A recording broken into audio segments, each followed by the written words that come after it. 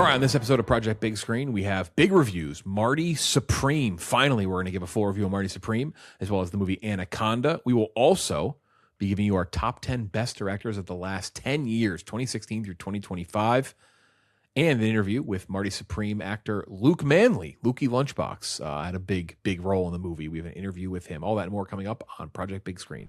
All right, Project Big Screen, final one of 2026, 2025 before 2026. The movie year is coming to a close. We have a couple more things I think we all have to see in this year, varying levels of maybe one or two, maybe 4 or 5, but we're kind of wrapping up the year in movies 2025. There's actually, I will say, for small releases, most everything's been pretty easy to see, except for this last one we were just talking before we started recording. Is This Thing On? From Bradley Cooper. I don't know if he used up all his clout or his weight in the industry when he pushed Maestro, and now they're just not letting him release this new movie that everyone seems to like wide. But we'll see. So hopefully we can review that at some point soon when that gets a little wider. But we are on kind of the last huge release of the year in terms of hype. That's Marty Supreme, as well as Anaconda. So we'll be reviewing that today. And then we are going to talk about the top 10 best directors of the last 10 years, 2016 through 2025. Who are the best directors? I think there's a couple clear-cut favorites, a couple with some big-time catalogs. Also a couple directors that have really funny catalogs where if you lopped off one or two of their bad ones, they might actually be in consideration. But if you're looking at their whole body of work, you gotta factor everything in. So we'll have that ranking as well. And talking about the Odyssey trailer, which fully released online to the general public and has caused quite the stir. It's gonna be a very long 6-7 months of discourse from dorky things nobody cares about. But first up, Marty Supreme. Marty Mauser, a young tennis player, a table tennis player with a dream no one respects, goes to hell and back in pursuit of greatness. That lead role is played by Timothée Chalamet. In this movie as well, there's Gwyneth Paltrow, Odessa Azione, who's kind of, I don't know if out of nowhere is the right term, but he's kind of just popped up in everything lately. She's kind of all over the place. She's in that show, I Love L.A. She was in that Until Dawn movie. Remember that? Yeah, she's just kind of in like a bunch of random shit. She's much better in this. Listen, I'm not complaining. Put her in a lot of things. Put her everywhere. Yeah, she's Pamela Adlon's daughter, right? Yes. Yeah, good call. She's an interesting movie this year called Pools. That was a new movie this year. I also didn't know that she's appeared in the. I was looking this up before we started. Appeared in the TV show Ghosts on CBS, which apparently 9 billion people not watch. Real. She's not in that show. Does not exist. That's a don't flag. Don't flag. She got a credit for it. It's not real. That's right. Former love interest of Jaden Smith, son of Will Smith, too. Really? Yeah, they dated as teenagers. Big thing. Kevin O'Leary in the movie. From Shark Tank, the Canadian Shark Tank staple, Kevin O'Leary, Mr. Wonderful. Tyler the Creator, Tyler Okonma, I believe is how you say his stage name, as he's not going by Tyler the Creator in the movie. Abel Ferreira, Fran Drescher, Penn Jillette, ponytailless Penn Jillette, Penn and Teller fame. The fashion designer Isaac Mizrahi in the movie. Fred Heckinger's in this movie for about 5 seconds. I don't know if he just showed up on set. He's like, hey, you need a guy? I can be in it for a minute or two. And then we also have a guy in this movie named Luke Manley, who plays a pretty significant role, who competed with Chris Klemmer for a job at Barstool a couple years ago in a company called Barstool Idol. Luke Manley, Lukey Lunchbox. Great guy. Yeah. It's wild to see him in it. But that's how the Safdies cast the movies. Luke posted on Instagram kind of like an Instagram carousel of just photos from the press tour and like his kind of time with this movie. And he just got a text from a guy one day, said, hey, can I give you Josh Safdie's number? He wants to talk to you about the new movie he's doing. And I think Lukey's response is like, wait, what? And he says, yeah, of course. Holy shit. And then the next response is, it's the Timothée Chalamet movie. It's like, what a crazy group of text to get. That's just wild. The interview with him is maybe one of our favorite interviews we've ever done, just because of that. Like he's an actor, but he's, not an actor. He never acted before this. So like his his opinions on everything and like his view on everything with those fresh eyes was just so refreshing to hear. One of the funniest. Sorry. Go ahead. Sorry, say it again. We said out of all the Barstool employees, who do he thinks would be a good Safdie guy? He said you immediately. He did say you should be the next Klemmer. You should be the next Safdie actor. Let's go. Klemmer would probably fit in this movie perfectly. Mm-hmm. Klemmer has a Safdie face. That was a very good call by Luke. Like Klemmer would have been a good owner of the shoe store in this movie. Like I feel like you would have been perfect. I'll gladly own a shoe store in the next Safdie movie. You're a fucking narc. Anyway, so yeah, just kind of a crazy story. This is not totally a shock, by the way. We all love this movie, but it's crazy that you get a text and you're working opposite the person who will probably win Best Actor at the Oscars and have pretty good chemistry with him. But that's what the Safdies do, and it's why it works. Box office 26 to 27 million opener. Actually is going to beat. I actually kind of gave a little fist pump on this. The Bob Dylan movie. It's going to make more money in the first weekend of the Bob Dylan movie, A Complete Unknown, which I think is awesome. That it beats a biopic. So really solid opening. We can talk more about the box office on this later on. We'll give a little update on Avatar as well. Rotten Tomatoes split 95 to 83. That makes just about as much sense as you could imagine with a Safdie movie. Safdie movies probably, I think the ceiling is probably like 85 audience. I was going to say the audience score. That's surprising. Yeah, like, to be honest. Yeah, they're just so nuts. Josh Safdie directed the movie on his own. His brother Benny, who was also, by the way, in the Odyssey. Speaking of the Odyssey, he directed Smashing Machine, which we reviewed a month or two back. Very clear who has, I think, the eye of the duo for their style that people know. Unless Benny was trying to not do it, he very well may have not been trying to move away from their like typical style. But this just looks like it. Like if you didn't know that only Josh directed it, you'd have assumed that both directed it. Obviously, they did Uncut Gems a couple years ago. Good time. Kind of completes a trilogy of just absolutely psychopath, New York crazy, heartbeats out of your chest movies. 8.3 on IMDb, 89 Metacritic, 4.3 Letterboxd, very high Letterboxd rating. Kenjac, what did you give Mark? We all saw this movie a long time ago, by the way. I don't know has anyone seen it more than one? I know I saw more than once. I know Gooch did. Klemmer, Kenjac, have you seen it again or no? Just once. Okay. Yeah. Seen it 3 times now, baby. Not sure it would have changed much. I think most people see it a second time who liked it, just like it more. Kenjac, where do you have Marty Supreme for the year 2025? Yeah, I think Safdie Brothers movies to me are very much like I can watch them once and I'm not going to watch it again for another decade. And then a decade from now, I'm going to watch it again and be like, it's still the best, as good as the first time I saw it. But definitely don't think my brain can handle it 2 times within a few years. I loved it. I'm giving it I'm thinking 96 out of 100 is where I'm at right now. I think it's very difficult to find flaws in it. It's like, to me, the natural evolution, at least for Safdie, of, Good Time to Uncut Gems, and now this as like the perfected formula of this psychotic New York City Odyssey movie. And I think that everything came together in such like the most, like, again, you can literally see like little perfections of little bits and pieces from both those previous movies coming together and being just more honed in on this one. It's kinetic, it's fast acting, while also giving you like character development throughout the chaos, and also like character like establishment too, which I think is cool. Where like a lot of movies will do their best to be like, he's a bad guy with a heart of gold, but this one's very much like this guy is who he is, and I respected that they did this a lot in this movie. I think the cast was amazing, top to bottom. Like obviously, Chalamet like top of the planet right now, but all the supporting dudes, not even just like the names that were more familiar, like even Odessa and Fran Drescher or whatever, but like all the people that the Safdies usually get, which are like just New York City weirdos, like the dude with the golden voice that used to be homeless, then became a radio guy, like Penn and Teller, like Lukey Lunchbox, like dudes like that, people that he just kind of like draws in from the ether of the New York City sphere. Gerwin, like he just draws them in and gets a good performance out of them. And those like real faces, like real human faces, to me anyway, stand out so much against like the gray of like whatever they're calling it now, like Instagram face. Like it stands out so much as like real human faces with character, and it adds so much character to the movies.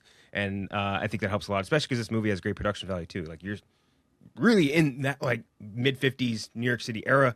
And it also looks great when you go to Japan as well. Like it looks gorgeous there. Japanese actors are also great. The guy who played what's his name? Kendo? I don't know his name off the top of my head, but he was really good as well. I loved it. I think the climax was about as perfect as you could possibly get. Getting Gwyneth Paltrow out of retirement and getting a performance where she actually seems to care what she's doing. Maybe the biggest accomplishment out of this entire movie.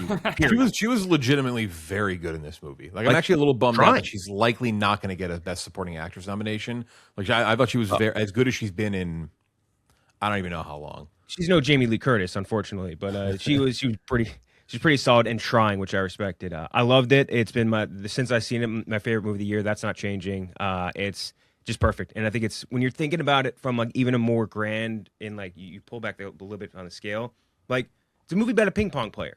It should not be this fucking awesome. It should not. It just shouldn't, and it is. And I think that is so impressive. Loved it. My favorite movie of the year. Yeah, I think we're gonna hear that a lot in the next couple minutes. Gooch, you're up next. What'd you give it? I gave it a 95, which I thought coming out of the first screening, which me and Kenjac went to. Kenjac got the press invite, special boy, special you had better fancy seats than me, boy. Though. I did have a better seat. I got lucky and just like picked him up off the New York Film Festival website. Ended up sitting next to Matthew Broderick, which Matthew, lovely man. Sorry if you overheard me whispering to my girlfriend that you were in The Producers. That's the guy from the car crash. The only thing he's ever been in. The Producers. The Producers. Yeah, one and done. But it was it's probably the best screening like experience I've ever been to in my life. And I was worried coming out of it because I was like, I love that, but this could have just been that atmosphere. Like it's a New York movie through and through with New York actors at the New York Film Festival. I might have just been swept off my feet. Once I saw it again, it's even better on second viewing, I think. Is this going to be, when we look back in 50 years, Timothée Chalamet's like best performance? Are we going to say that? I don't know. But we will look back at this as like an absolute moment where he minted himself as the A-list movie star, as the movie star of his generation, and took the ball. Just brilliant stuff. Like this is a great movie that gets elevated to just a different stratosphere off that performance. So Timothy's great. Kenjac, you brought it up, the casting. I mean, there's 100+ speaking lines in this movie. Every single character fits. There's a new Academy Award this year. We'll talk about Academy Award stuff, I'm sure, in a minute. There's a new Academy Award this year for casting. I think this should be at the front of the line for that. Unbelievable stuff. Lukey, by the way, crushed it. The score, I don't know how this isn't at the top of the list for scores as well, because this is just a brilliant score. Has that 80s energy, that vaporwave stuff that we love over on The Dozen, mixed in with like these really awesome classical nods and like that create this like really grand moments, both in the action and then like the really intimidating stuff with the heavies. So up and down the line, like this is just top to bottom, a really well-made movie. Uncut Gems was fantastic. Good Time, fantastic. Their earlier stuff too, I also love Daddy Longlegs, Lenny Cook.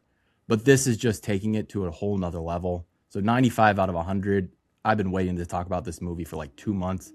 Let's get into it. Yeah, score I would agree on. Unfortunately, it seems like it's going to be it right now. It is on Award Expert. I know it's in the top 5, but it's not like a lock like the 4 above it. But it is a vital part of this movie. It's fantastic. Yeah, I gave this thing a 97. This is the best movie of the year I've seen. It's right there with Uncut Gems. Uncut Gems is a favorite of mine. I like Uncut Gems, I guess, maybe like a hair more. But this thing is electric from the start. He is as good as anybody this year. I think he's probably my favorite performance of the year, Chalamet. I probably put him up right up there with Sean Penn. I'd have kind of a hard time juggling between the two. I think Rose Byrne's probably up there too in like that group of 3. But he is just, I've said this a bunch. I think I've said it on here. I've said it on social media. I'm so happy that he is going to get likely the recognition for this compared to Bob Dylan.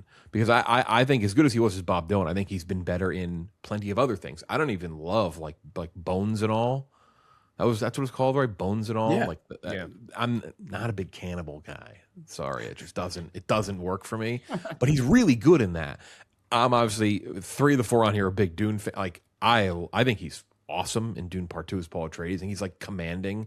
He does like his tribunal speech in that movie. That was the first time I was like, oh, this guy like he can fucking bring it. And then this is just a whole other level. And it's just this, and you can tell he's putting so much personal just everything into it. Like it's a very personal role for him. I think everyone else is great in the movie. It's frenetic. It doesn't stop. It has that classic, and I know some people don't love it, and that's fair. And I think they understand that. The Safdies do, especially Josh, obviously the one who directed this. That like some people don't love the frantic, like it kind of offshoots. There's like these side quests and side story, but like that's part of what makes it for me. It's part of what adds to the chaos. Again, like you just said, Gooch casted perfectly. Yeah, it's just an awesome movie. In every way, shape, and form. For me, my rating scale, anything that's a 95 or above, for me is basically like it's elite. Just comes down to like where I place it historically, and this is right up there. This is as good as anything I've. This is as good as probably any group of like 5-10 movies I've seen in the last 10 years. It's just that good. So, and just as good on the second viewing. So yeah, 97 for me. Initial score and thoughts after 2 viewings. Klemmer, what'd you give it? Yeah, I'm at a 96 out of 100. Marty Supreme is the kind of movie that makes me want to go to the movies. It makes me love going to the movies. It makes me excited about going to the movies. This is incredible, and it's exciting. It's fun. It makes me think. It delivers in everything. We've all said it. Chalamet is incredible here. This is one of the best performances of the decade by anybody. It's that good. Like Gooch said, it's just gonna be the one we kind of think about him when his career is over. I don't know, because he's so talented. Who knows? But it'll be up there for sure. It was built for him. Like this role was made for him. Like you said, Jeff. Like this is so much better that he gets recognized for this than an imitation of biopic, which he did the best he could, and he did a fine job. Don't get me wrong. I'm not saying he didn't do well in that, but this is a different level of movie. It's just more impressive. It's so much more impressive. Yeah. And this is I don't go to the movies to watch biopics. I go to the movies to watch exciting, original films that make me think and care. And this delivers on all those things. You guys talk about how the supporting cast is incredible. Kevin O'Leary is so good. If you just dropped me on, if I didn't know Shark Tank existed, I would think this guy is a stage actor I'd never seen before. Where does this guy come from? He's that good. Everyone, the cast nails it. Like you said, Gooch, best casting, absolutely from top to bottom. Everyone, there's not a single false note here. I guess people could criticize the kind of the storyline with the mob boss and the dog. You could criticize that, but I don't have a problem with that at all. I like to spend time with these people. This movie could be 4 or 5 hours long, and I'm cool with it because I just want to spend more time with these people. I loved every single second of this. This is the best movie of the year. Yeah, I love, and we're gonna spoil it now. So obviously very high. We all have it right up there for best of the year. So we're gonna spoil it now. I think. I have no issue with I thought the dog storyline just added to like the absolute chaos of it, and I think if you know Safdie movies too, like I kind of you know that something is going to come to a head, something really bad is going to happen at some point. You're just like that's just how they do it. But I also kind of like that it kind of subverted expectations a little bit, where like it was bad, but unlike Uncut Gems, I was like, oh, he might just die here, he might just get shot and killed here, and then you're just like, oh, okay, like they actually like.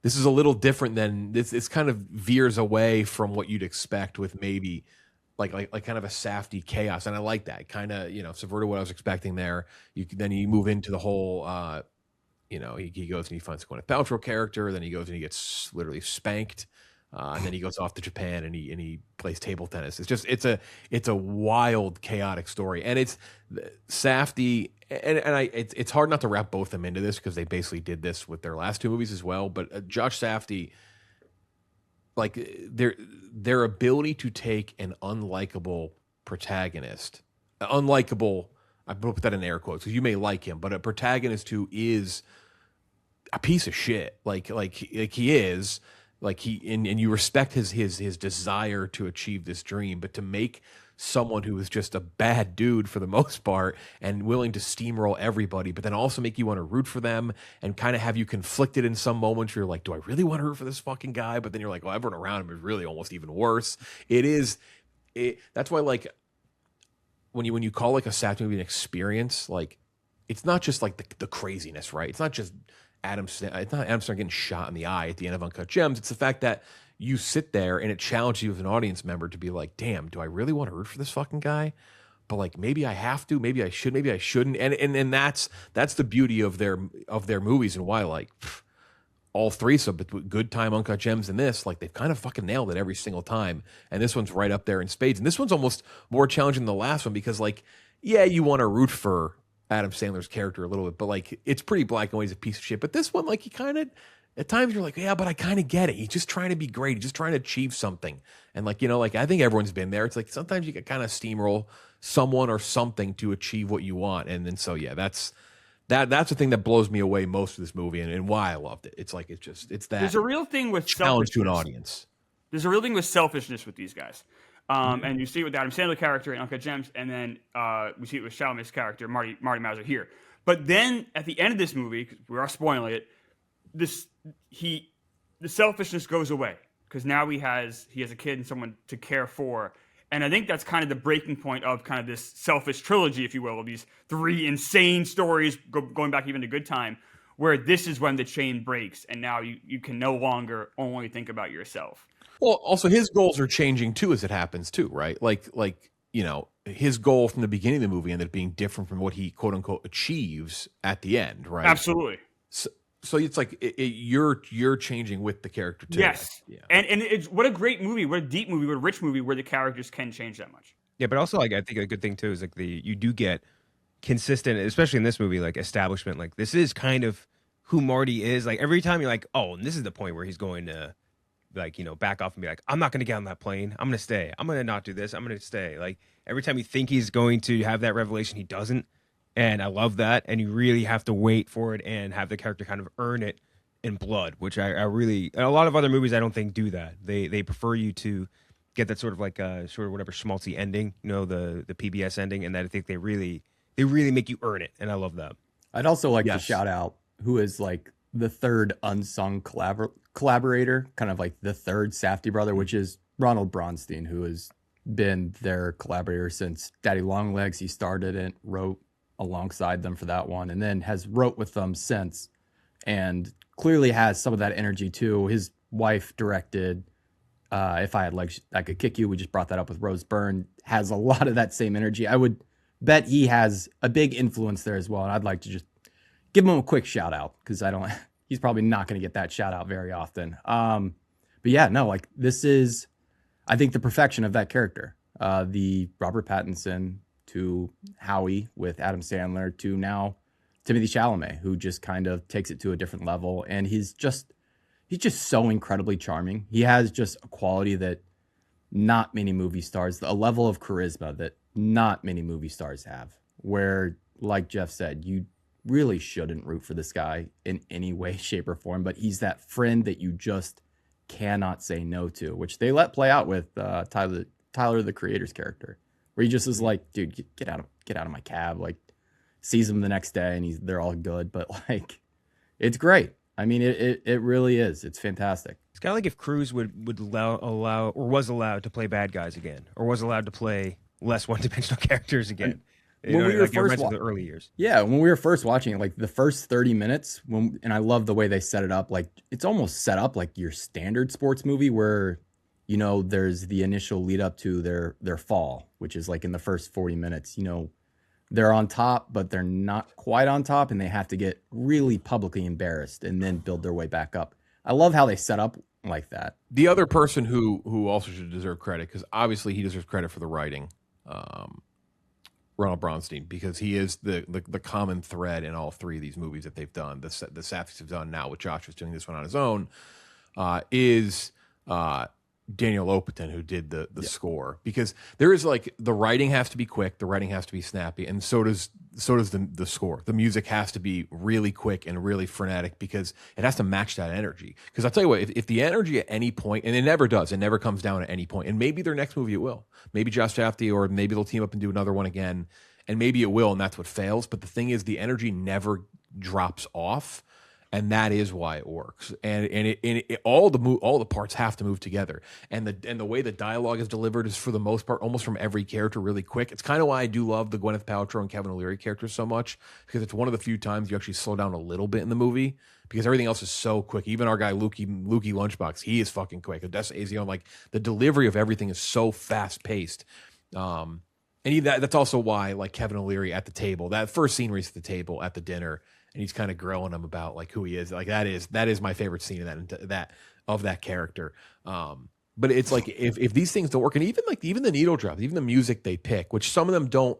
I saw one or two complaints like, well, that doesn't fit for the era. I'm like, I don't really give a shit about that. The fact that they can pick songs that aren't from that era and they fit so well, like that's a credit to them to be able to pick songs that work with their movie. Even some of like the music they pick for is just fucking awesome, and it fits the story perfectly, and tells like a little story in itself. So these movies that they make are very difficult to make, and it's impressive that they've pulled it off now 3 consecutive times. And I guess you raise Josh Safdie's hand a little higher because he did all 3, but it's like one little thing goes wrong, and this like it goes for, like one little thing doesn't work. This doesn't go from like great to like really good. Like it goes to like probably bad. Like if things don't work, it's like this is a fucking disaster. But it never hits that. Yeah, and I love their explanation, by the way, Josh's and Daniel Lopatin's behind the music, which if you don't get it, that's stupid. But the fact that it's very 80s, like the score is very, very 80s, but their explanation was that the 80s was a cultural moment where they started regurgitating the 50s. And the energy of the movie is incredibly capitalistic and American and chasing your American dream, which is the energy of the 80s. So I love how they pulled that in and kind of created this language that, on screen, it's a 50s period piece, but you have that 80s energy to it, which I think just heightens everything. Is this By the way, everybody's favorite movie here of the year? My number 2. Okay. But I mean, like if you're in the top, never happen again where all 4 of us agree on the number 1 movie. Yeah, I guess it hasn't happened. Yeah, I mean, because for me, there's this cluster where it's there's tiers. It's this, Sinners, and One Battle After Another, where they're kind of like grouped together, and then Sentimental Value and No Other Choice right below, but like almost to break the tie between the 3. But yeah, no, this is I just they're all great, but this one just does something else. And again, I'm very into this style. Like I love Uncut Gems, I love Good Time, and I totally get, and I want to talk about this a little more when we talk about Stranger Things as well. Like I totally get if you don't love this. Like I get like if you don't love this style. Now there's some complaints about this movie, and you're seeing a lot of it's starting to creep up, by the way, with One Battle as well. You're starting to see a little bit of One Battle discourse kind of rear its head. But there's some complaints about this I don't love, because it's like we live in this culture of like everything for some reason. This is not new, but like it's more now than ever with social media. It's like everything either has to be the greatest thing of all time or it sucks. Like there's no in between. Yep. And I see people say that. We have a coworker of ours. I don't want to shit on him too much here, but I'm going to use him as an example. We have a coworker named Dante who tweeted out, and he's like, this wasn't life changing like everyone said it was. But I'm like, why? But why does it have to be? I don't think everyone's saying it's life-changing. I love this movie. It didn't change my life. But like, it can also, things can be great without being the greatest thing of all time either. Like but anyway, that's a side rant, because I do want to talk about the Stranger Things. But yeah, also, that's, I would add, rant. It's number 2 on my year. What's your number 1? One Battle. My top 4 is One Battle, then Marty, then No Other Choice, then Eddington. 3 of those 4 movies are very concerned with right now, the moment right now that we're living in. Marty is the movie that I think will last 2 decades, for sure. 3 decades, 4 decades. It's such an eternal story that I think we'll be able to come back to, 5 decades from now, and it'll still period pieces play. Also don't age like as quickly as movies made modern. Like that's just the way it goes. Like period pieces can last for a long. Think about all your favorite movies. A lot of them probably are period pieces when they were made. That's true. It's kind of funny, by the way, which it is funny that you talk about period pieces, and it's like Paul Thomas Anderson didn't make a period, which usually he does. Like he's pretty like, and he talked about in interviews too, where he was like, one of the beautiful things about making One Battle was he's like, I didn't have to worry about like cars and like technology. He's like, I could just make the movie. He's like, I don't have to worry about things being consistent. So it's kind of funny you say that. It's like, and that's like a year where he released something that's modern. Which people were also like, where's the budget? How does this cost so much? This is like, do you not see the streets, the clothes people are wearing? Yeah, it's rich big with that. Wembley. Like there's so many movies these days, big budget movies, where you can make that complaint. Like, where did the money go? This is not one of them. Where did the money go? What did this cost? 70? 70, and you see the money all over the screen. Like this movie cost I mean, what did Captain America: Brave New World cost? And that looked like dog shit. Like I it's mean, all what green did screen. Anaconda cost that we're going to talk about soon?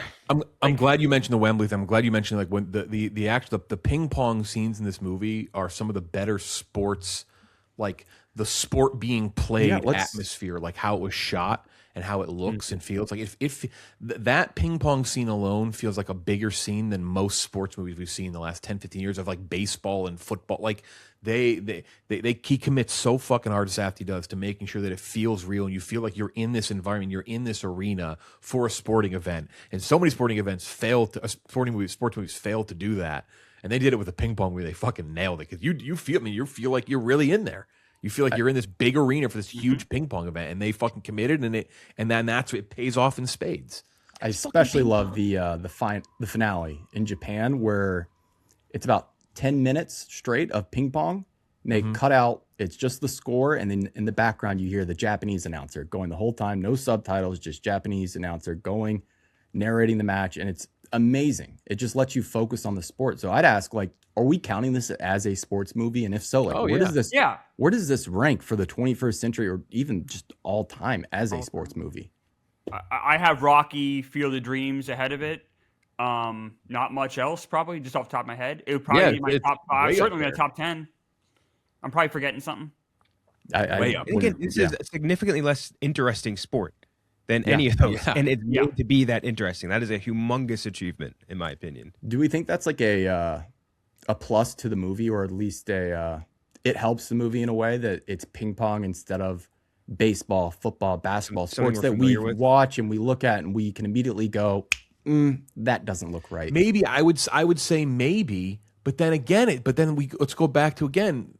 They're in this big arena that looked as good. Even in with like the Globetrotter stuff was better than like that. Like I know you love that Kimball Walker. And Tracy McGrady. Yeah. George Gervin's in the movie. Yeah, there's some good. I think that adds to Marty's chip on his shoulder too.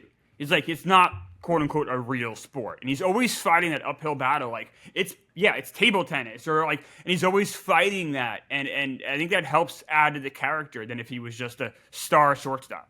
Yeah. Yeah, the thing, and we'll close here. We got to move on to Anaconda. Thank God. Do we talk about Anaconda? We could just keep talking. I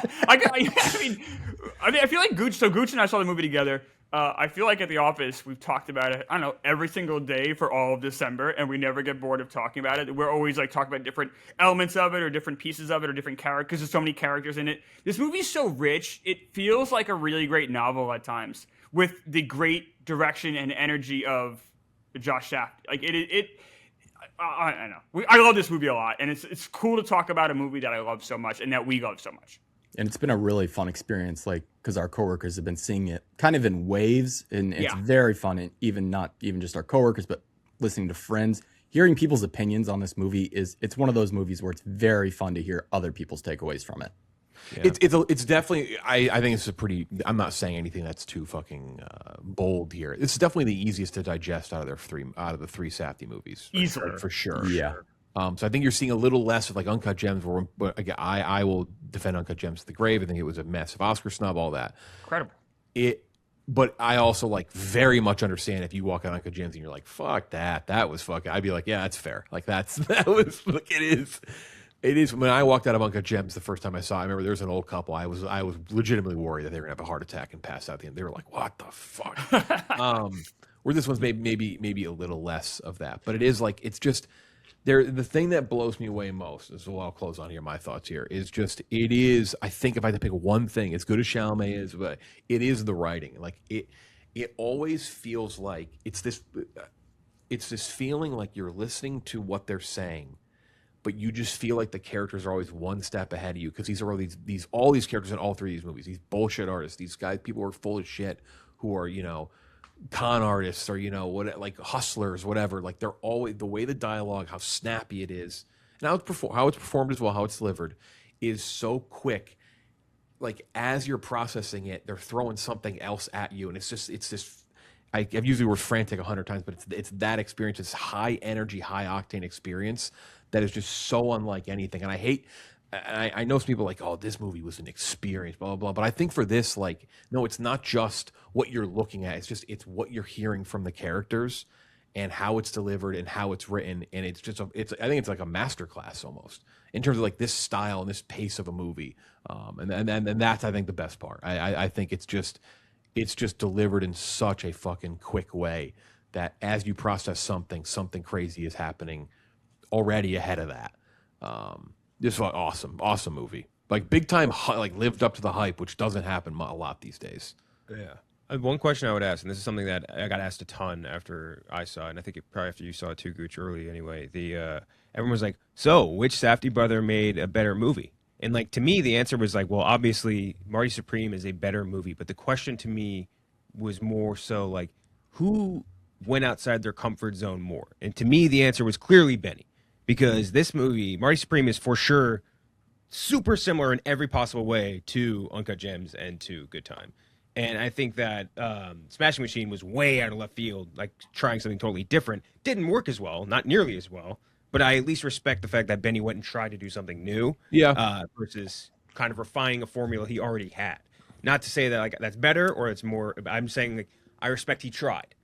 Don't like it nearly in the same stratosphere, but I respect that he tried. The people who are like very eager to kind of drive a wedge between them and pretend that they don't like each other, which is very strange. At the New York City premiere, they were with each other all night. Like I don't know what you guys are talking about, but they are both very talented in their own ways. Benny, while you may not have loved The Smashing Machine, I think it's very well directed. Christopher Nolan agrees too. I don't know.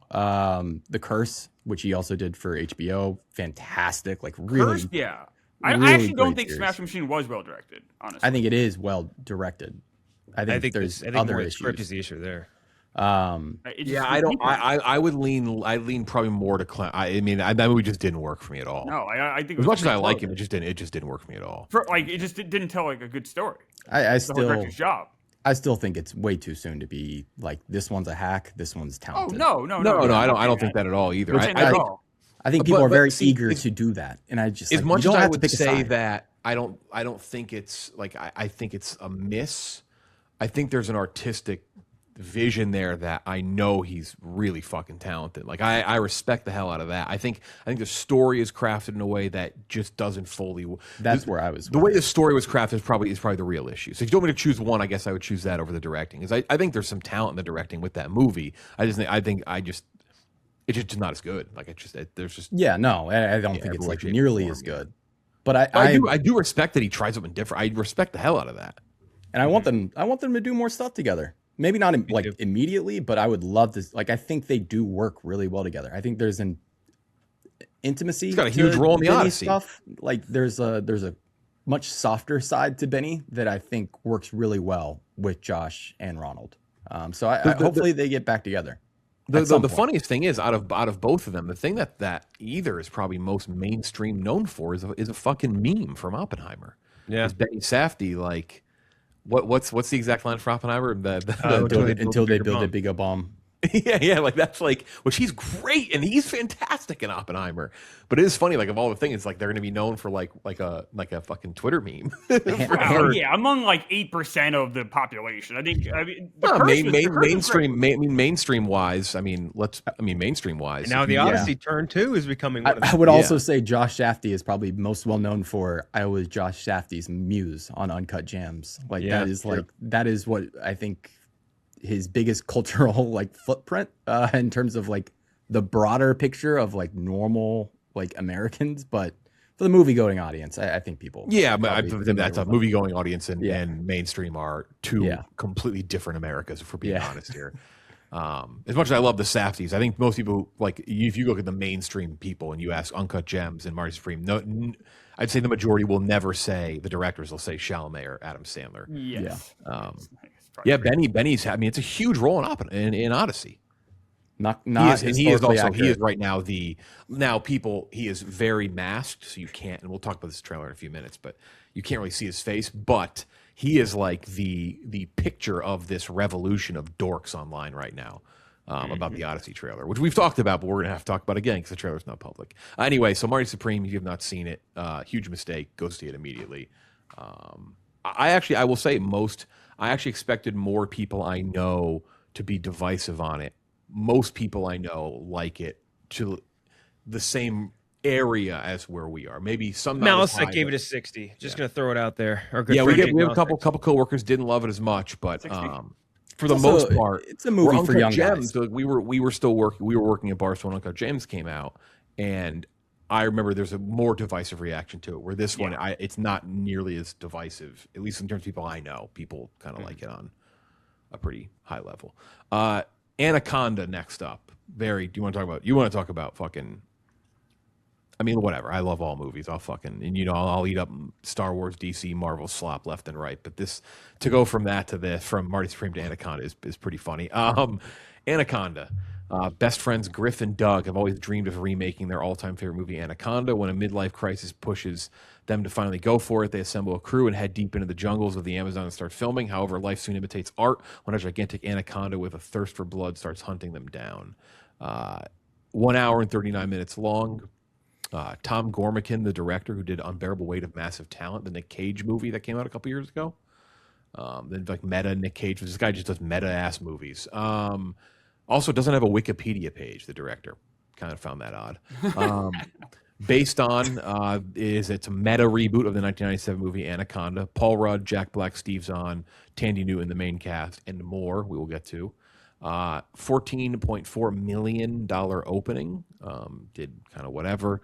50/77 split Rotten Tomatoes, 6.1 IMDb, Metacritic 44, 2.7 Letterboxd. Klemmer, I thought your Letterboxd, I haven't posted mine yet. I thought your Letterboxd review kind of nailed my thoughts. I'm curious if everyone else agrees with it, but we'll let you start it out with Anaconda, which by the way, this is a comedy. Apparently Sony told like a reviewer online to not refer to it as a horror movie. They're like, we don't consider this like this is not that. So let's make sure to say this is not.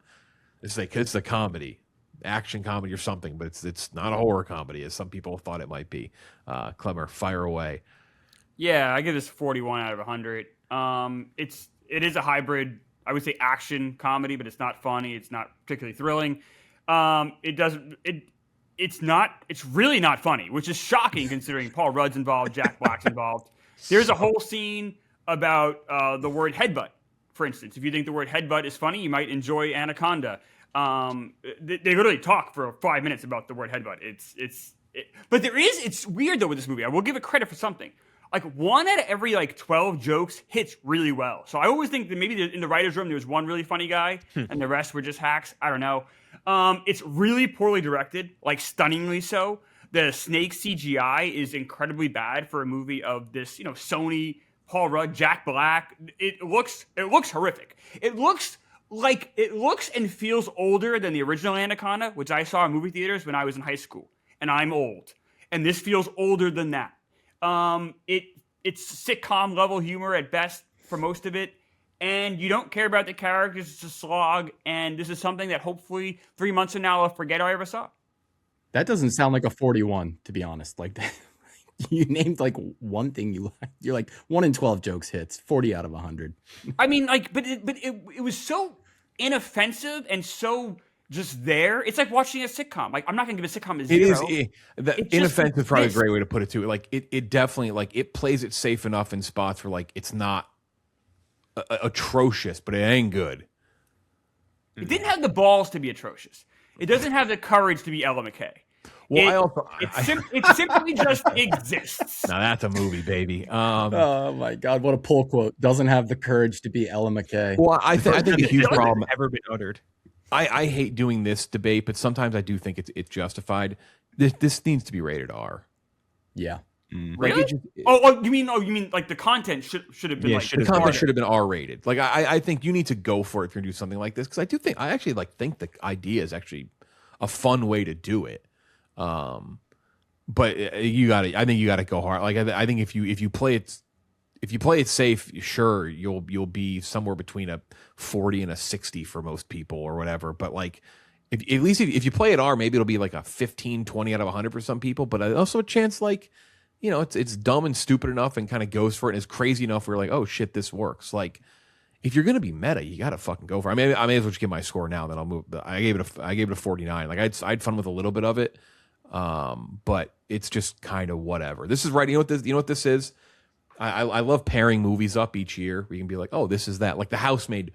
Now, granted, Brandon Sklenar was in both of them. The Housemaid and Drop were like right there for me. I know, Kenjac, you fucking hated Drop, but like for me, those were like, put those in the same bucket. You know what bucket I'm going to throw Anaconda in? The same bucket Flight Risk is in with Mark Wahlberg. The bald Mark Wahlberg movie. Oh no, no. Way better. You can't do that to Flight Risk. No, you can't. Flight Risk was fun. That knew what it was. No, That was rated R. I had no fun with. I had no fun with. Y'all need That's a the point pilot? about being rated R. Yeah. The only fun thing with Flight Risk is I think the physical release of that movie, you could remove his hair and he was bald. Like the slip cover had the hair, then you take it off and he's bald. That's awesome. 49. I also I'll know I don't. I'm not a Jack Black guy. Oh. Not a Jack Black guy. Doesn't do it for me. And I'm a huge Paul Rudd guy. So yeah. Same. There's no friendship for Paul Rudd. Let me put it that way. But this was definitely not friendship. To 49 for me. Both in the 40s. Gooch. Yeah, I mean, this is a comedy. Get it right. That is just not that funny. Like, it just isn't funny. Which, what am I doing there? What am I sitting in this theater with? By the way, Jesse Eisenberg sitting a row behind me with his patented IU hat. He was. I don't want to say he was despondent. He did not seem to have much of a reaction after the movie, which he may have liked it. I can't say that. But 25 out of 100 for me. Yeah, no, it's not funny to me, and I wish it was funnier because I love. Yeah, if Steve it's not Zahn. funny, it's basically dead on arrival. Like there's really no and I don't know. I do like I don't like Jack Black, but I do like the turn he's taking in his career to being kind of a dad comedy kind of guy, like being the dad in movies, more or less. Movies that you can go with your son to go see, PG-13, have a few laughs, nothing too offensive, like Klemmer said. But this just really didn't work for me. His worst movie of the year. I like Minecraft better than this. Me too. Yeah, had more fun. Yeah, yes. Yeah. I think I'm around the same place you guys are. I think 35 is the right spot. Like maybe a little bit lower than you guys. I do think the DOA part of the comedy is really, really like you have to be funny. You just have to be funny. And to me, like this isn't like a bad concept, right? Like you subvert. No, I don't think it is at all. And I agree with that. I think the concept's like it's kind of like 21 Jump Street, like a little bit. To me, it's almost like doing like The Disaster Artist or something. Like you had taken this weird little cult classic movie and you like subvert the idea of it and you have some fun with it. You poke fun at the status of like the movie world. Like it's just you got to be funny, and it's not funny. And it felt like this is a movie where like the algorithm said Jack Black plus Paul Rudd equal money, and like they're like okay, let's make this, and it just didn't. They didn't have chemistry really, which was a bummer. They're very different styles of comedic actors, I think, which is very like Paul Rudd is such an understated funny guy, and Black is the exact opposite. Like, and I don't think they meshed at all. I felt like they were trying to meet in the middle, and like it didn't work for either of them. Like Paul Rudd was trying to be more big, Jack Black was trying to be the straight man, and it didn't work. Yeah, that's a great observation. It just doesn't work. The chemistry wasn't there. The writing isn't smart enough. I would agree with you, Klemmer. Like every now and then there would be like one joke where I'm like, oh yeah, like the ostrich laugh from Family Guy or whatever. Was like the Bagger Vance joke made me laugh. Yeah, I laughed. One little like inside whatever. I'll get there. It's really just you got to be funny, or you need to have like even like Jeff was saying, like, go full like rated R horror and go for it, and at least be interesting from like an action standpoint. It wasn't that either. And man, dude, Klemmer, I think you nailed it earlier. The Anaconda, the original movie, it's a bad good movie and it looks bad. This still looks somehow worse. Like, how do you do that? How is that possible that you make a movie which is a parody of how bad this movie looked and you make it worse? Like I don't get that. And I do think, for what it's worth, Unbearable Weight of Massive Talent, I think that's a movie I thought was going to be really bad and actually ended up enjoying quite a bit. I thought that was decently funny. And man, just none of that was here. None of that present in this one. Kind of a bummer for me. I was watching, what was it? Double Toasted. They talked about the Double Toasted guys talked about it, and they made a great point off the top. They said this movie does a really good job as an ode to Anaconda and Tropic Thunder too, because it makes you want to be watching both of those movies so much more while you're watching this. Like it's a really nice hat tip to those movies to make you want to watch those instead. So spoiling this movie. There's one major spoiler that we'll talk about here, but a little less of a spoiler. We won't talk about the major spoiler yet, but a little less of a spoiler. They just show you all like the funny twists and turns in the trailer too, by the way, with this. But then also God. at the same time, what else were they fucking showing in the trailer? Because there's nothing else good. But they show the funniest moment of the last 20 minutes of the movie. I kid you not. I couldn't believe that happened. The part of the trailer you're talking about, that happened so late in the movie, I was stunned. Like, you can't do that. Like, I get it, Sony. This movie sucks. There's not a lot to highlight. I get it. But you can't do that. You can't. It's literally the last 20 minutes of the movie. I couldn't believe it. I didn't even check my phone. I'm like, is this really happening? I stunned.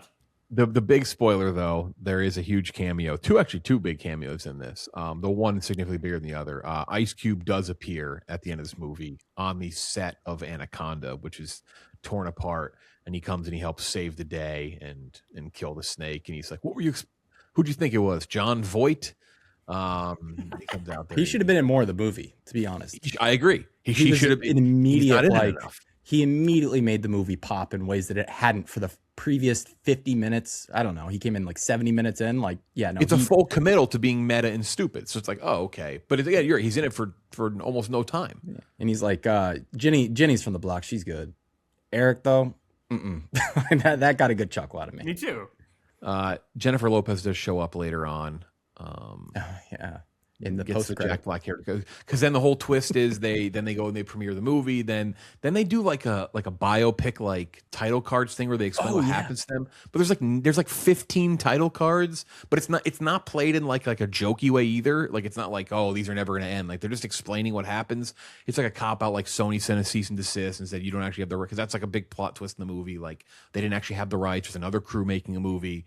But then they're like, Sony said you can't release it, blah, blah, all this stuff. And they kind of update you on what they've done with their lives. But it just feels like a cop out to me. Like they show pictures like a la like The Hangover, where it's like these funny photos, but like they're not that funny. Like it's like, it's a cop out. Like it's like, they didn't really know how to land it at the end. Jeff, I was so happy to see those title cards because it meant it probably wouldn't be a sequel. So I was like, all right, yes, tell us what happened to all this. There's like a post-credit scene. I know. Did you guys see the character's still alive? I was on my way out and I was like, wait, hold up. There's a post-credit scene? There's a beyond the Jennifer Lopez thing, there's a post-credit? Yeah. I missed it. What happened? Wait, Santiago there's another character. One of the Oh, yeah. He's still alive. That snake can't kill anybody. Everyone who eats it just coughs up. Oh, no. I also, when you were like, let's get to the spoiler section to spoil the big twist, I thought you were going to talk about Daniela Melchior's shocking twist to be the villain. Oh my god! Oh yeah, like and that's the other thing too. Like they there's so many like other characters and like things in the movie. I'm like, that's distracting. I don't want that shit. Get that out of here. Like I don't need boring. I don't need all these like offshoot side stories in this like meta fun absurd movie. Like it should be focus on like the shit that should be fun. But then you get into those and you're like, I don't care about this. Like why do I want to see these characters? And yeah, it's stupid. Yeah, that might be the biggest issue of the movie, to be honest, is that they get sidetracked and like to trying to be like an action comedy, which it's just not, just not an action comedy. So those are our two reviews: Marty Supreme, Elite. Everybody had it top 2 of the year. 3 of us had it number 1. Anaconda, not good. Not a good movie. Not one of my favorite Christmas day after Christmas viewings I've ever had. Though I guess to be fair, I would have if I hadn't seen Marty Supreme so far ahead of time, I would have seen it on Christmas. So we'll give it that. That would have been the winner for Christmas Day viewing. All right, let's hit our news and more segment here. Let's talk a little bit about who out of this group has seen the volume 2 of Stranger Things. I know Gooch has. Kenjac, have you watched it yet? No. So Gooch, you watched it. I watched it. We will be reviewing the feature length finale, which will be in theaters. By the way, they're going to make a lot of money off of that. I went to go look. There are the theater by me, the Cinemark by me has on New Year's Day has like 30, 40 screenings. They're all completely sold out. Alamo Drafthouse fully sold out. So this is up there with the third season in terms of people disliking it. But there's a lot of interesting discourse around this second volume because like there's a whole coming out scene in one of the episodes. Spoiler alert, we're going to spoil this a little bit. So it's like how much of that's being review bombed, but even like if it is being review bombed, like there's a lot of stuff that doesn't really work as well. But also my kind of big thing with this second drop, because I like the first drop, this drop I didn't like as much. It's just kind of whatever to me. And Gooch, you said in a text to me yesterday, you're like, I think they're just too long. I think they did too much. I think the Duffer Brothers are really good at world building and like coming up with ideas, and like the ideas they come up with, like everything that's happened in this new drop like makes sense to me. I just think they did too many things. Like I think they got too tied up in like trying to add too much shit. It's like, man, you're at the end here. You got a lot of good stuff. Like to wrap it up, tie it up. Like you don't need to add anything more to that. I think that's my biggest thing with it. And it all kind of like just became too bloated. Like I think the best thing that could have happened would have been 4 episodes to start, maybe like one more here. Gonna get to the, again, spoiler, get to like the bridge thing and then wrap it up with the finale. But I think they added too much shit. That's my biggest thing with these 4, with these new 3 drops they did on Christmas. Yeah, there's other problems too. Like I think they're pretty evident, but I think the biggest problem is that these are just too long. They're too long. 80-minute episodes with like full 30-minute sequences of like what's her face? Nancy and like her boyfriend like unmarrying, the will you unmarry me, like a 20-minute build up to that. The stuff with Steve and I can't remember any of these kids' names now. Steve and Dustin. Our guy Gaten Matarazzo. I kept wanting to say Gaten, but former Verizon spokesperson Gaten Matarazzo, or Comcast is one of those. Yeah, it's just all this stuff. Like season 1 was very confined to, I would say, Mrs. Byers, Winona Ryder, 11, Will, and Mike. It's kind of really, and David Harbour, really confined to those characters. And now it's just so sprawled out, and they're really trying to give each one of these characters their like grand send-off, which I just don't think is possible at this point, to give them each their big send-offs. Like you need to really just trim it down, and then maybe the other problems will fix themselves. Because I do think the extended runtime may be affecting the way this show looks too at certain points. I think it looks a little spotty in the Upside Down more than it ever has. Like I don't know. I don't think it's terrible. I think the people going to lengths to be like, this is the worst thing I've ever seen. I don't think it's terrible. I think it's just like whatever, which is a bummer because I think the first 4 were like good. I think I enjoyed them, and season 4 was awesome. Yeah, and it's not terrible, but when you have something that's like a 5 out of 10, 4 out of 10, that area, like when it's 80 minutes long, then it really it's way starts to feel a lot worse than it actually one is. One episode every 3.5 months over the course of 10 years. Like you got to be doing, you got to be great. And again, like I think they're really good. I think the Duffer Brothers are really good at like world, like everything. I have people say like, I don't get it. Like I don't know. It kind of what they've done like all makes sense, and I actually have no problem with like where the story's gone. I was like, I like how weird it is. I like how weird they've gotten. Yeah, I'm like, that's actually like, I was like, I kind of like that. And I got to be honest, I actually kind of think they left off on the final episode of this drop. They kind of finally condensed it, where I think there's a chance they nail the ending, because I think they've actually like at least finished out where they're now focusing on the shit that we should care about, like the main shit that we've cared about all along, or it's like it comes to a head finally to close it out. So I do think they're going to do it, but it took too long to get there with these 3. It was like just too much shit. There's like too many, like, I know you like world building, I know you like new characters, and like a lot of them work, but like just because 50 new characters could be fun or work doesn't mean it works when they're all together. And it's just like too much shit. It's too much shit for me to look at and to focus on when like there is a good storyline you've developed and you've gotten to. It's like, just do that. But the other thing, and this goes to what I said about Marty Supreme. I've seen this too with the discourse on this show. I really enjoy the show. This is fun, fantasy, nostalgia, popcorn entertainment. And it's this need to be like, well, it's not the GOAT. Why does it? It's a fun show with like fantasy, supernatural, like monsters that occasionally pops its head out into like elite territory. Like season 4 had some elite moments, but like this isn't the fucking Sopranos. It doesn't need to be that. It's not It's like it. Guess what? If the finale crushes it and it's amazing, it doesn't mean these last 3 weren't bad. Like they were still like bad to whatever. Like, and that can be okay. But it's like this need. It's like, well, people who say that Stranger Things is the GOAT, well, it's like no. It's like it can just be fun entertainment. Like it doesn't need to be. And I don't even think the Duff Brothers ever wanted to be that way. But again, it's just fucking neater. Everything's got to be. You know, it's another show. It's like Pluribus is in that same way. Like I don't love Pluribus as much as some people do, but like I'm not saying because it's not the greatest thing of all time, it's shit. It's like it's that level of like people are like, oh, I didn't like these 3 Stranger Things. That means this is dog shit. It's like, well, no. It's like you like the other stuff. It's like it doesn't have to be like one or the other. It's like fucking. It's crazy. And again, I mentioned it earlier. Seeing a little bit of one battle. I've seen a lot of like weird one battle discourse over the last couple of weeks. Where it's like, oh, here we go. It's like award season started. It's like now one battle after another, getting some weird discourse. Like it doesn't need to be either the greatest thing of all time or shit. It could just be like a good, fun, enjoyable thing that maybe at times isn't perfect. It's like it's like. Again, it's like Marty Supreme. Yes, if Marty Supreme didn't change your life, that's okay. Maybe it's just like a good movie you had fun with.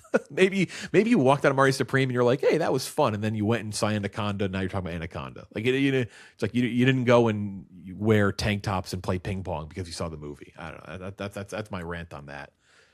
I can't wait to hear Klemmer's thoughts on this finale. I love that Klemmer's going into never not having it, right? seen anything since the 3rd season. Like I think that's perfect. Like it's To tell you the truth, I have also not watched any of the last part. So me and Klemmer are actually going to be in the same boat. I will say the crazy So thing you're is going in blind too, Kenjac. Well, only I haven't watched any of season 4 at all. I've only the last thing I You watched. didn't see 4 at all?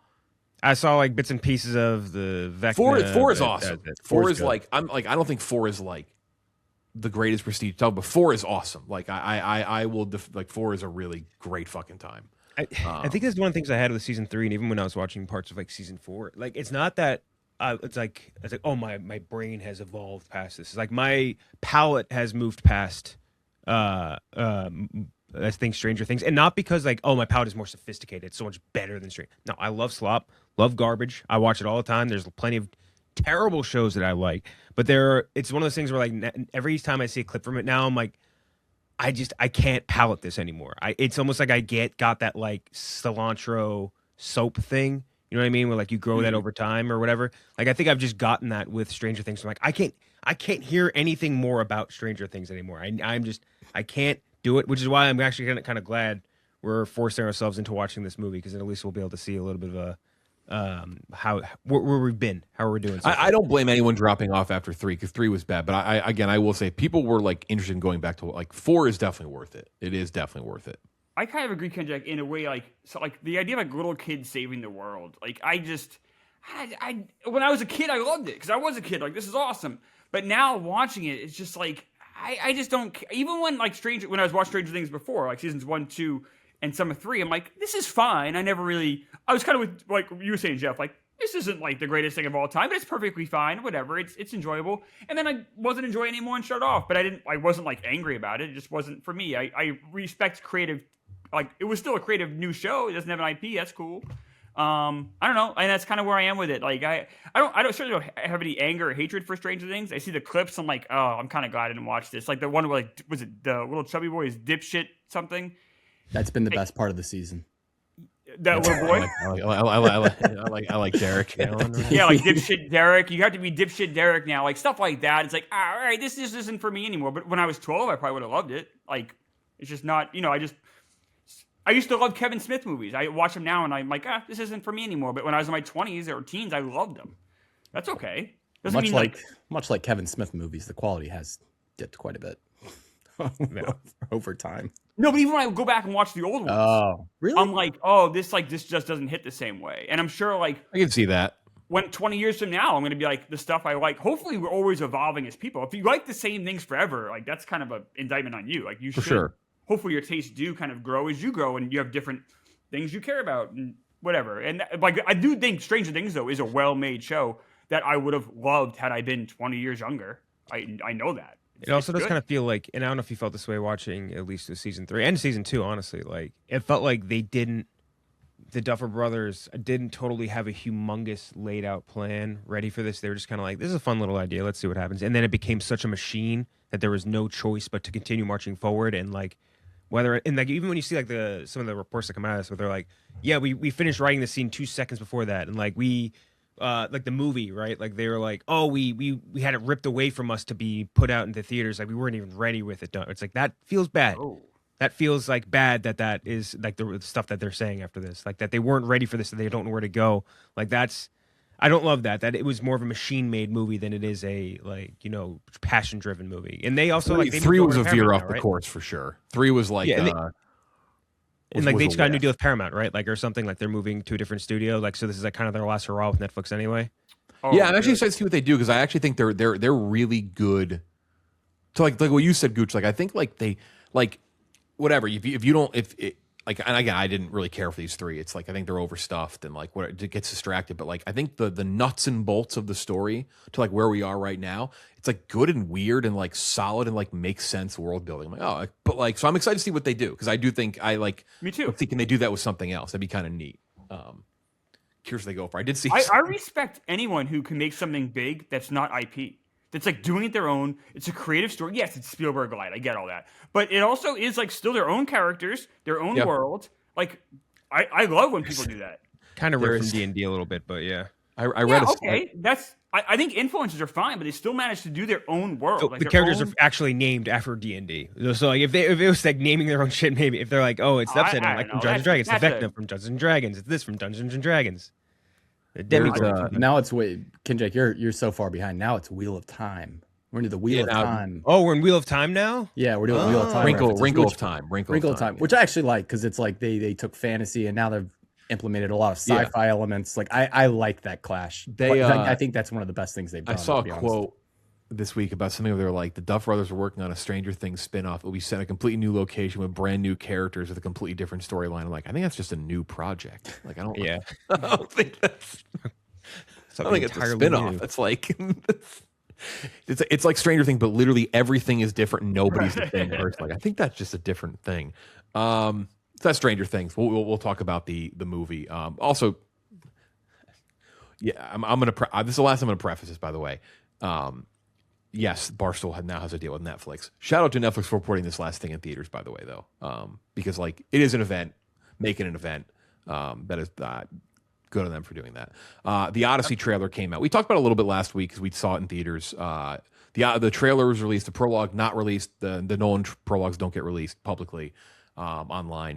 121 million in the first 24 hours. It doubled Oppenheimer's trailer views, which makes a little bit of sense because Oppenheimer, obviously, the subject matter on this is probably a little more palatable for like a wide audience. His biggest trailer debut of all time. It is garnering so much annoying discourse, which I'm glad it's happening now because I think it'll eventually fizzle out by the time the thing comes out. Then it'll probably rear its head a little bit once it comes out. But people talking about like the armor this, the armor that, well, it's not historically accurate, blah, blah, blah. It's like, oh, shut the fuck up. I hope this movie has, I hope Doc Brown and Marty McFly fucking enter this movie at some point. Like I hope this thing. I'd almost at this point rather be bad with the dumbest twist of time just to piss people off. Like give me the wildest twist that you could ever imagine with this shit. But the scale of this movie looks fucking unbelievable. It just looks it's just incredible. They're very, very excited for it. And again, it will come down to the armor thing. It doesn't faze me. As someone that typically does care about that stuff, this is a fantasy world. It's like, I think I tweeted before, but I was like, it's like comparing like Abraham Lincoln Vampire Hunter to Lincoln and being right. Like, well, the suits don't look the same. It's like, well, it's not. It's a fantasy. It is an absolute fantasy, not real, not based in reality, a fiction. So don't worry about that. So excited. The more I see it, every time I see a clip of Safdie turning around in that fucking armor, it looks so cool. Yeah, the spine going down the back of it. It just looks like literally it's Greek Darth Vader. Like it looks. I love it. It's a fine trailer. It doesn't tell any of the story, which I like. Exactly. I'm still over the moon over the prologue. Yeah, the prologue's unbelievable. Like holy shit! Like I think I said in the last episode I was with Gooch and I was just like it was so good I was shook. It's that like insane. You're on the edge of your seat. It's like all right, it's Christopher Nolan. That prologue was incredible. He's going to deliver. I almost don't even care about the trailer that much because I just know this is going to be like and we're going to talk about most anticipated. But next week, like this is obviously going to be high on everybody's list, if not number one on everybody's list. So like this let's go. Like I'm so ready for this. Yeah, no, and I really like they gave a glimpse of the Cyclops design, which is like a new design that I've never seen. That's a tough monster that I think Hollywood has never really figured out how to do. The one I think is really difficult to pull off. And they did a mix of prosthetics and CGI and then flip the eye sideways, which I think is the secret to flip it vertically. And the Cyclops looked fucking awesome. I cannot wait for this movie, man. Also, the historian nerds bother me, but in a way that it's like these aren't people, we brought it up, they're not people who go to the movies, so it doesn't bother me too much. People who are starting to hold up like Troy as like a gold standard for historical accuracy, I'm like, there are other movies you can choose from. Troy, it's hype moments. I get the love for it. Do not hold that movie up as like, this is the one that's historically accurate and this is what you should be aiming for. If Christopher Nolan tried to make a movie like Troy, it would not turn out well. That would suck. Like he needs to make his own thing.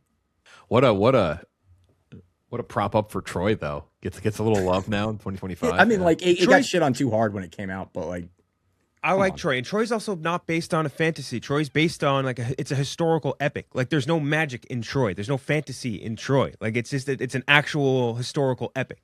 Like just totally different things. Like I whatever. Yeah, I get too worked up about that by the nerds. Here's something based on reality. The John Madden movie. First trailer dropped during the Christmas night Amazon Prime game. Nick Cage is John Madden in one of the most uncanny valley, disturbing. I said this looks like the original Sonic the Hedgehog design. That's literally what it reminds. Like it's that it creeps me out that much. Christian Bale is Al Davis, which looks he nails it. Of course, it's from David O. Russell. This movie apparently is. From my understanding, this movie is mostly centered around the video game and how his name is used and likeness used to make the video game popular and kind of like take a obviously a big name in football history because of, his coaching and everything, but then like how his brand became obviously like supersonic compared to everything else in football. But this, I don't know about this one, boys. I don't know about the John Madden movie. I love Nick Cage, but this is weird, like SNL parody level weird to me. It was strange. Where are we with David O. Russell? I rewatched American Hustle last night. I just think about Amsterdam. George Clooney beating the shit out of him. That's all I ever think about David O. Russell, right? Didn't George Clooney beat the shit out of him? Yeah. Did George? I know he also got in that huge fight with Lily Tomlin on I Heart Huckabees. Yeah, and he made Amy Adams cry every day on American Hustle. Obviously, just an asshole. But I just don't know if I don't think he's a great director, right? He's good. Like Silver Linings Playbook, I think is a great movie. I really love that movie. I'll stand by it. American Hustle, it really is just Goodfellas, but like with prettier people and like. I don't hate it as much as some people do. It garnered a lot of hate. Like I enjoyed that movie for what it was. I like Silver Linings Playbook a lot. I like The Fighters, Three Kings. The Fighters really good. Amsterdam was terrible. Didn't see it yet. God, it's bad. Didn't see it yet. Yeah. You can probably chop that one off your list, my friend. I kind of feel like I need to see it. It might be worth seeing before we review this movie, just because. I think so. I think I have to. The scene where they throw Taylor Swift under the car, though, it's pretty funny. That'll live on forever. One of Kenjac's favorite movies of the last 20 years is the mop movie, Joy, from David O. Russell. Oh, Joy stunk. Makes that fucking mop, dude. Is he not a good director? Or you got a great director? He's a good director, not a great director? Is that fair? He's definitely been worse. I mean, if you take a look at his filmography, his back half is significantly worse than significantly worse than his first half. Yeah. Yeah, I'm starting to turn on him. I used to think he was a great director. I think I was. This is a weird one, though. This is weird. I wonder though, Jeff, what you're saying, how it's more with the video game. Then why would you have Christian Bale as Al Davis? Because that has nothing to do with the video game. So I don't think you'd waste Christian Bale. Yes, even the synopsis. Madden depicts the life of John Madden's development of the Madden NFL video game series. I don't know. I just don't think you'd waste Bale. Nick Cage looks disgusting in this movie. So weird. He looks disgusting. Looks like disgusting. It won't be winning Oscars for hair and makeup. We can probably rule that out. Is this a drama? I think this is going to be a straight comedy, and if it is, look kind of funny. I don't know. It looks like it might end up being kind of funny. If it's like a comedic, Yeah, if it's funny. What was the Andy Samberg movies he did for HBO, like the tennis one? Yeah, 7 Days in Hell and the Tour de Pharmacy. Yeah. If If it's like that, then okay, like maybe. Yes, I think that's the best case But scenario. is David O. Russell gonna do that? Like, I don't know. It's Nick labeled as Cage will. a sports biopic, so it's not labeled as like a pure. Yeah, I don't know. Shane Dude. Gillis is in it. I didn't know. Yeah. That. Yep, Shane Yeah. Gillis. Yep. Joe Murray. Good for him. I don't Good know, crew man. here. Sienna Miller. Wow, I haven't seen her in a while.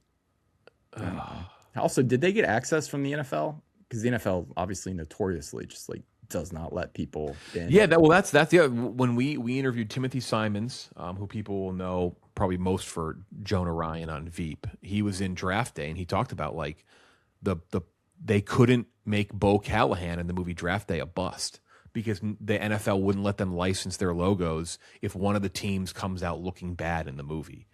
Though but obviously like Madden's success, John Madden's success as a head coach, like I don't know if they'll make anything like look bad. And he's like, because obviously he's an announcer at that point. So I think if like it's just like background fodder, I'm sure like they won't really give too much of a shit. The guy that produced this, Todd Black, his last few movies, Highest to Lowest, one of our favorites here of the year for sure.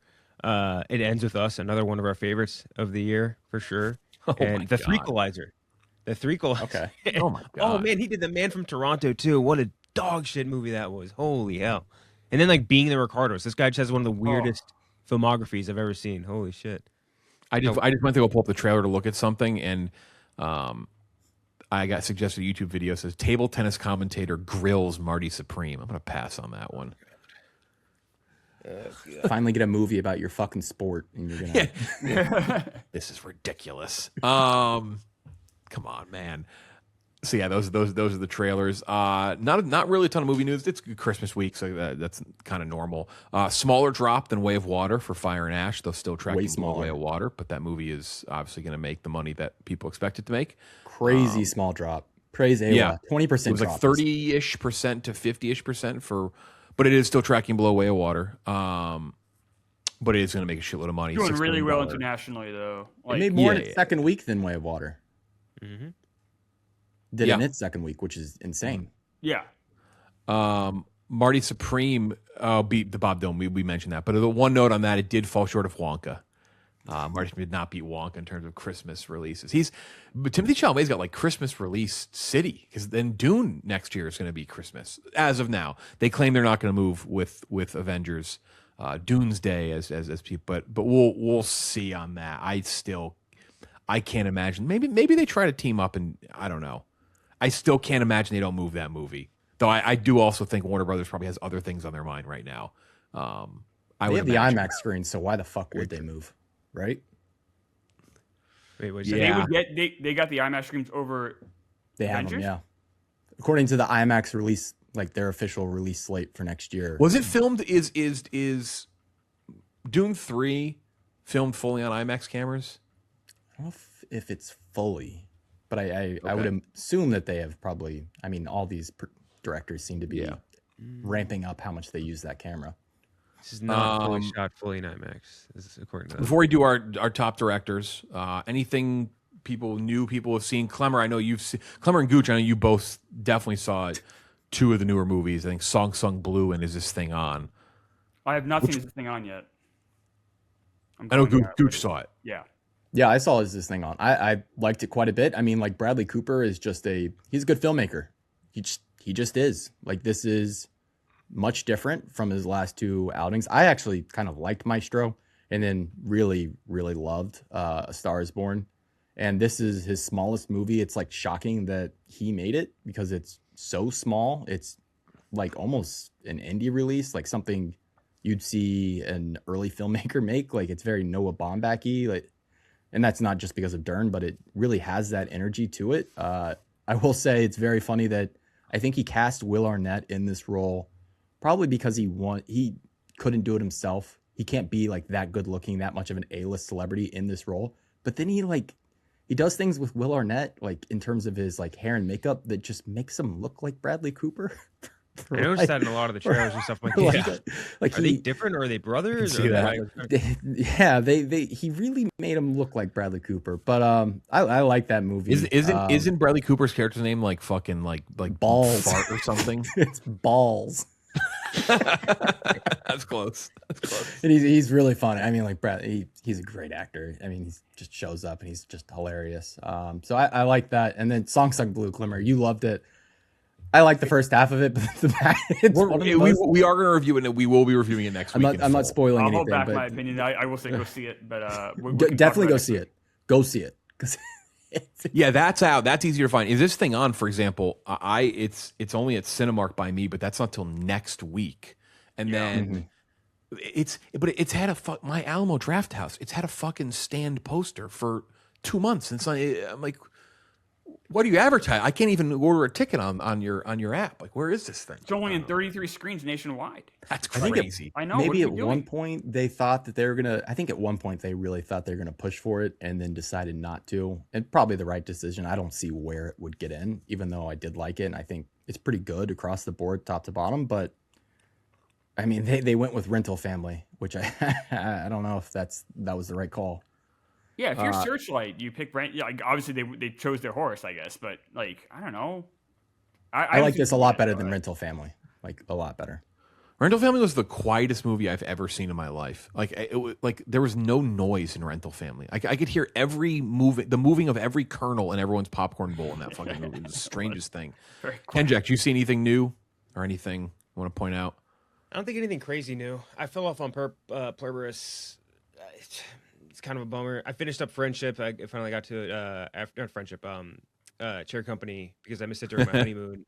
Crazy ending. Batshit crazy ending. That was insane. Weird bald freak. Trying to think of anything else insane.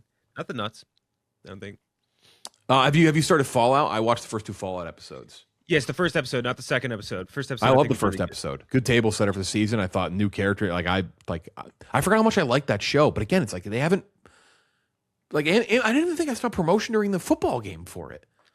No, which is kind of crazy. And I think more people would. I think some people think like, oh, I didn't play the video game. I don't like the video game. I wouldn't like it. Like, it's great. It's Jonathan Nolan who wrote some of the best scenes in all of Christopher Nolan's movies. So like, he gets it. He clearly has played the game before. A lot of respect for it. And this game, the New Vegas is such an interesting game because it was kind of like, yeah, we have some extra time in the schedule. You guys go make an extra game in between Fallout 3 and Fallout 4. And these guys just made like one of the best games ever in a few months. And it's incredible. And I think they're doing a really good job of like setting up the lore for some interesting conflict throughout it. So very excited for that. Anything you get physical media wise for the old holidays? Gooch? Nothing movie wise. I did get a Lego CIS Corvette class cruiser. Oh, from my wife, which is a fun build. It's called spinning around. Let me see that. It's called the Invisible Hand, which is isn't that what they would call it when you Grievous' ship? Isn't that what they would call it when you would like sit on your hand to make it go numb and then crank it? Like there was that on like Urban call it Dictionary. the Stranger, Kenjac. Oh, the Stranger. Sorry, my bad. But yeah, it's pretty cool. Ooh, I like Got to that. move. Oh, and it also like it breaks in half like it does in the movie, which is kind of sick. That is. And you can put it right back together. Yeah, I got a girlfriend came through, got me a lot of DVDs for Christmas. She knows what I want. Notorious, Alfred Hitchcock. Nice. We got Modern Times with Chaplin. We got The Leopard, Visconti. We got Brief Encounter. We got His Girl Friday. And then finally, My Eyes Wide Shut came. Nice. She didn't get that for me, but Nice. boy, that came like the day before I left for the holidays, which was perfect because we sat down and watched it. Perfect Christmas movie, right? That should have made our list last week. That's what I should. Yeah, I got big Criterion box set. I got Blues Brothers though on Steelbook. Ooh, I'm nice. excited to get that. Got Catch Me If You Can. Oh, So I think great I'm movie. almost complete on Spielberg. I'm close. I will not be getting the Post. Oh, It's just not gonna. I also got Boogie Nights, which nothing like opening up Boogie Nights on Christmas, showing this off to your family, showing off that big ass right out there on the Steelbook. This is a favorite Criterion box set of Gooch. I know Berlin Alexander Splat. This Oh yeah, German miniseries box set here. Excited. I've never seen that. Going to dive into that. Drugstore Cowboy. Gus Van Sant had that. Did not have that on Criterion. Return to Reason. Was very excited to dive into this one. Ace in the Hole, another Criterion I've been dying to have. A couple other box sets here. Where's this one? I got Love Jones. Another Criterion I have not seen. Two more here. We have the Noel Coward ones. Good box set here. A couple movies in this one. And then the one that I've been most excited about is the Pasolini 101 box set, which has been on my wish list for a long time. Fucking awesome box set from Criterion, which I'm going to dive into this week. But this one, Christmas, great time to get some box sets from Criterion. So got to make some room on my shelf. A good one. I'm actually also very excited to open up the Boogie Nights 4K Steelbook. Oh, incredible. I saw, it's actually getting Criterion releases. Barbarian. Thinking of recent movies. Barbarian's getting a Criterion release. Wow. Really? So that's a pretty cool one. So this is cool. So my wife got me. We're gonna go to Posterati, get a movie poster. That's cool. But I guess there's a theater that we're gonna have like a private showing. Like they have these. I guess it's through Alamo Drafthouse. I think it owns this like subsidiary where you can just go with like a party of 2 or 4 and just watch a movie like in a theater by yourself. So that's very cool. I'm excited to do that. I think we're going to do that next month. What are you going to watch? We don't know yet. They give you like 15, 20 options, but they obviously change as the movies. So like half are like classics, half are like newer. So we haven't decided. We'll probably decide like right up until the moment, and then see what the new releases are. That's pretty neat. Yeah, I haven't done like the private rental one. That's pretty amped up cool. for that. Yeah, that'd be fun. Anyone else finish Pluribus, by the way, besides Kenjac? Yeah, I did. Liked it. Definitely was a slower burn than it should have been. Frustrating last episode for me. I like I'm okay with where it ended, but like I guess didn't that feel like that should have been like 3 or 4 episodes ago? Absolutely. And the first half of the last episode is very frustrating because it took a backseat from everything that she's been saying and thinking and feeling for the entire run, and then she does like a 180, and then has to come back to where she was 3 episodes ago. So frustrating. I guess he says he has no plans to do a season 2 in like the immediate future. I actually did not hear him say that. That's absolutely fucking maddening. I read that. Hopefully that's not true. That is just fucking beyond for us. That's irritating to hear. I don't know. that's actually annoying to hear. I know. But okay. So not gonna be mad about Pluribus right now. All right, before we get to our next segment, Lukey Lunchbox, Luke Manley, we talked about it a little bit, competed with Klemmer for a job at Barstool a couple years ago. Now he's acting opposite Timothée Chalamet in Marty Supreme. Here's our interview with him. All right, we are very, very happy to welcome in somebody in Barstool lore history that has made his way into a movie that is in very, very serious Oscar contention. Welcome back, Luke Manley. Talking about Marty Supreme. So happy to have you back in the building. Thank you for having me. This is awesome, guys. I appreciate the offer here. Thank you. I mean, this is surreal. It's just crazy. Insane. And of course, sorry, I couldn't be there. For those watching, I got snowed in New Jersey and my fucking car battery died. So that's just, it's one of those great fun times in life. It's something I forgot about, by the way, because I lived in the city for now like 11, 12 years. I forgot with cars, like they have issues, and just something I gleefully forgot about until I have a car now. But Luke, thank you again so much for coming and talking about Marty Supreme. Marty Mauser, a young man with a dream that no one respects, goes to hell and back in pursuit of greatness, comes out Christmas Day. Me and Gooch saw it probably at New York Film Festival, which feels like now like 3 months ago. Not really, but it's really Dude, he was invited because Kenjac he's got a little bit more clout than me. I got the actual ticket, paid hard-earned cash for it, and once Josh you had came way out better on stage, seats than me, to be fair. I was next to Matthew Broderick, that's for sure. That was pretty awesome. That's awesome. Yeah, no, but when Josh came out, you were there too. That was insane, right? That was surreal, man. It was, and I had a seat I was in Josh's seat. No way. Because they sat me and my sister like 10 minutes after the movie started. Mm-hmm. I don't know why, but so Little Yachty was in my seat, and I guess he was with Tyler, the Creator, and they were like, "Listen, Little Yachty's in your seat, so we don't know where you're gonna put you." It's like, oh, this is fantastic. So they're like, we're gonna have to split you and your sister. I was like, okay. So she sat next to Little Yachty Little Yachty's in my seat. She's sitting next to him. And Josh never came to a seat. I guess he was sitting below somewhere. So I just sat next to his wife. Oh. And I was just in front of Chalamet. So that's quite a way to watch the movie. 10 minutes I missed, and then Chalamet's behind me. And he poured his heart and soul into this. So I'm reacting how he would want me. It was quite a way to watch movies. So tomorrow on the premiere, the other premiere, I'm hoping I get a better watch out of it, but still a good watch. Absolutely. I mean, that was get like Kenjac, get back on track. That's like in terms of movies I've seen in a theater, that is like #1 experience for me. I think ever. That was incredible. So cool. And before we get too deep into it, we do want to talk about, for those of you that maybe aren't aware, or maybe the people that don't know any of your history with Barstool, just give us like your background. For those that didn't know your story here, obviously you're on Barstool Idol 2022. So just give us, you give us like your sort of history here. Yeah. So Idol, I think I DM'd Hank Lockwood. I was like, dude, I gotta be on this thing because I applied, but I didn't hear back. So I was like, I gotta come on, please get me on here. Anything I could do. And I think he knew New York Nico or something. He's like, oh, no problem. And then Nick Tirani called me when I was working for Quest Diagnostics. He left a message. He's like, hey, call this number back. So I called. He's like, yeah, this is Nick. I was like, are you kidding me? Nick Tirani. He's like, yeah. You want to be on Idol? I was like, are you kidding me? Yes. So I quit my job. And then that Monday I went. And it was the best. Klemmer was the best. Caroline was the best. Danny was like the dude. Everyone I met there was the best. Like so nice people. Everyone working here, like everyone was awesome. It sucks I didn't get the job, and everyone and their mother got a fucking job. But we're allowed to curse on this, yeah, right? Dude, yeah. Okay. Yeah. But no, so it's like that sucked. But ultimately, the way I see it, maybe if I got a job here, maybe I wouldn't get the role, right? I don't know. I mean, brother, I think you did all right. I'll take it. Yeah. It's a God bless the broken road that led me to this one, I think, right? That's how you look at it with Marty. Like the Supreme. Chinese farmer and his broken leg son or some shit.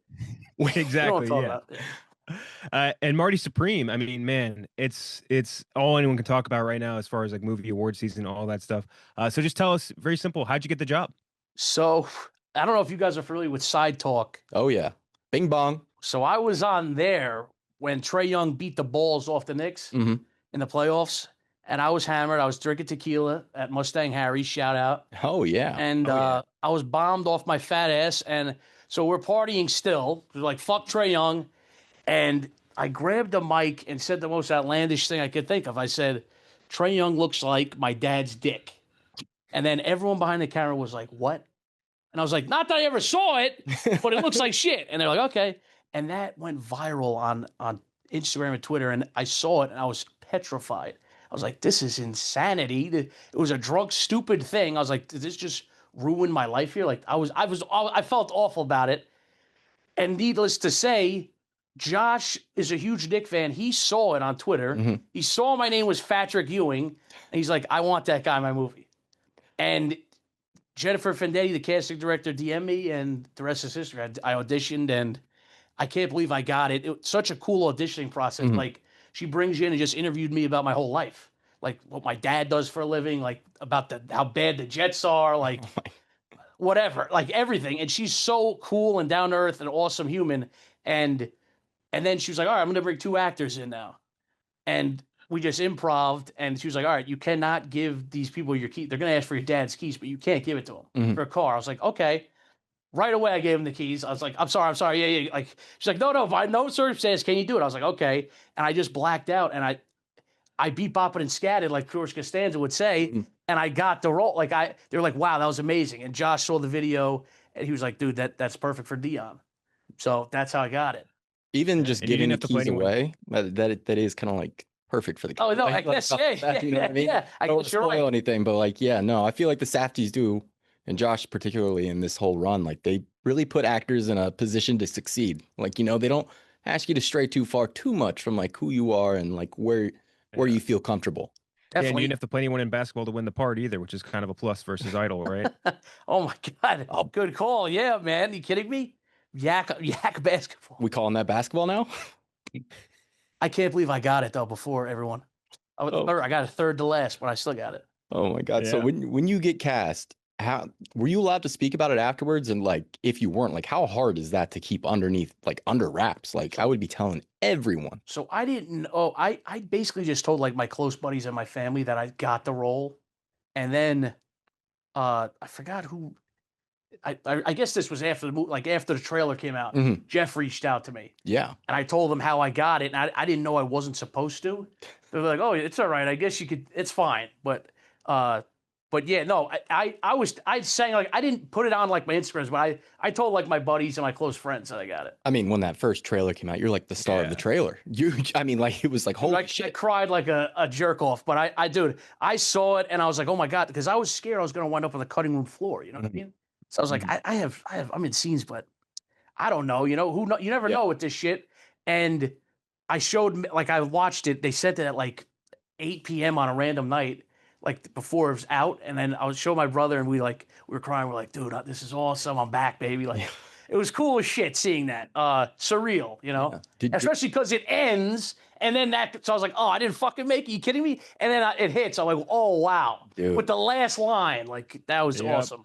When you were sitting in that crowd, did you know when premiere night, did you know like how much of the movie you were going to be in? And so that was that's another thing. I didn't even get to, they didn't give me the script once. So I had no idea where the movie was going. I got my lines, and me and Josh would text like, it was almost like he wrote a book on Dion. Like he had a backstory on Dion Galanis, my character. Yeah. And so I would text him like, oh, does he like gambling? He's like, yes, he does. And he's an artist. Like he had an answer for every question I had. So that was basically my like training for the role. But the script I never got, and they gave me the lines the night before, like the edited lines. So it was so hard to memorize them. But he's like, listen, don't memorize them. Just get the gist of the scene, get the emotion of the scene, and we want you to do it. So it was a great way to improvise that, you know? That's great. Back to Safdie. Were you familiar like with his movies at all? Like, so when you get cast, and I don't even know, maybe through the interview process, were you going back and like watching Good Time, watching Uncut Gems? You did? Yes, I did. So I only knew them from Uncut Gems, I'll be honest. Yeah. And I love that movie. I mean, Adam Sandler in a serious role, and Kevin Garnett and Julia Fox, like that was a cool. Lakers Stanfield, they got a good roster in that movie, and I love the ending. You never see that coming, and the opal was sick. Like that movie's awesome. But then when I got cast in the movie, I was like, you know what? Let me look up these Safdies, and I started looking at everything like old short films they have, and Benny's short film, and then I saw Good Time. Loved that. Like I thought Benny killed that role. Yeah. And Robert Pattinson killed it too, but it was just such a different movie, you know? And that other guy, R.I.P., I forgot his name, but the guy that plays like the villain. Friend. Yeah. Not villain, but forgot his name, but he was awesome in it too. That was a very cool movie. Kenjac's doing a little research right now. Sorry, no, thank you. No, I want to remember his name. Was it Buddy? No, he was great. Was it Buddy Direct? Shoot, I gotta go. He was Buddy Direct. another Safdie movie too. And Timmy, were you like familiar with any of his movies? Because that's another guy where it's like he's in Dune now, but like before that, he was doing a lot of smaller stuff that's not really aimed at guys like us. You're telling me, pal? Yeah. No, I only really knew him from Call Me by Your Name and whatever movies. I watched that movie after I got cast too, so I was like, I gotta see what this guy's about. Great movie. Oh, each scene is whatever, but hey. Whatever, it's a good movie, and he kills it. And also, Beautiful Boy, I watched. Oh yeah. And honestly, you know what though, they did that. Like I thought he was great in it, and the premise is awesome, but they were like all over sometimes with that. Like always in a dorm, always in rehab, but you don't know the difference. Yeah, they kind of skip whatever. Good movie, but anyway. But no, I was only familiar really with Wonka and Dune. Like So I didn't think I to be honest, I was like, okay, he's all right, this guy. Yeah. But and then the Knicks games, like he's now you love him. You see the Knicks games, and all of a sudden now he's your exactly. And he couldn't have been nicer to me. And such a humble, nice guy. So that's awesome to hear. Yeah. So like anyone I think who has watched the Safdie brothers, like any of their work, whether it's Good Time or Uncut Gems, that they know like they like authentic New Yorkers. And I think you get a lot of other actors in this movie, including yourself, who like they fit that vein. And I was just curious, like who among those people that you worked with was like the most fun to work with? Because even the actor who played your father, John Catsimatidis, he was like amazing. And these aren't traditional actors; these are non-traditional actors that are just fitting in a role that they feel more natural to. And I think that always works in everything that they've done so far. So yeah, just curious how your experience was with the other actors that I would say were more in the same vein as yourself. So. I really only worked with Chalamet, my dad, and Odessa, and Odessa is amazing, and Chalamet is amazing. Catsimatidis, that was the most fun I had on set was with him and me and Timmy. Yeah. In that scene because he was he's such a character. And like in between the takes, he'd be saying crazy stuff like, all right, dude, don't be saying this stuff. And me and Timmy were laughing, and like he's a ball breaker, and his wife is so nice. But working with him was so fun. He's real New York. I didn't know he ran for mayor. My dad like used to like knows about him and used to listen to him on ABC radio or whatever. But he's very cool. And I'm trying to think the people in the ping pong parlor. I was in the ping pong parlor for very long, like during random scenes, and those guys were so cool. Like the background actors, I would just talk to them the whole time. And actually, George Gervin was sitting next to me for like 4 hours, and he was one of the nicest men ever. So he's talking about like Larry Bird was a cold ass man, like you telling me about the Celtics and the like his stories were awesome. And also the guy that with the golden voice, that guy was very. Oh yeah, the radio guy that used to be homeless. Oh. That was crazy when I saw him in there. Yeah, he was also another great guy. Like that ping pong parlor, there was a bunch of characters, a bunch of wacky looking people, me included. Very fun time. A lot of New Yorkers in there too. Yeah, no, this is one of those movies where I think like 100, 200 times during the movie, I'm like, that's a great face. That's a great face. Which you just don't like so many movies nowadays. It's like you pulled your cast from Instagram, like they don't look like real people. The veneers poking out, everything. Yeah, no, not for me. Especially Screw AI too. Oh my God. Yep. Tilly Norwood, get the fuck out. Get out. So this movie's like in the middle of, I don't know if you've noticed this, a bit of a marketing campaign, pretty big one. People are clamoring for jackets. I don't know who they could be, but what's the craziest thing you've seen so far in terms of this? Like, because it's so different. It's like very modern, but like they're not doing you guys aren't doing the actors on actors or hot ones or any of that stuff. You're doing your own thing. So what's been your experience so far? I think, I don't know if it's just because I'm biased, but is this one of the biggest? I was just telling the girl back there, like, I'm not gonna like, this is nuts. Like, is this the biggest marketing campaign you've seen in like years?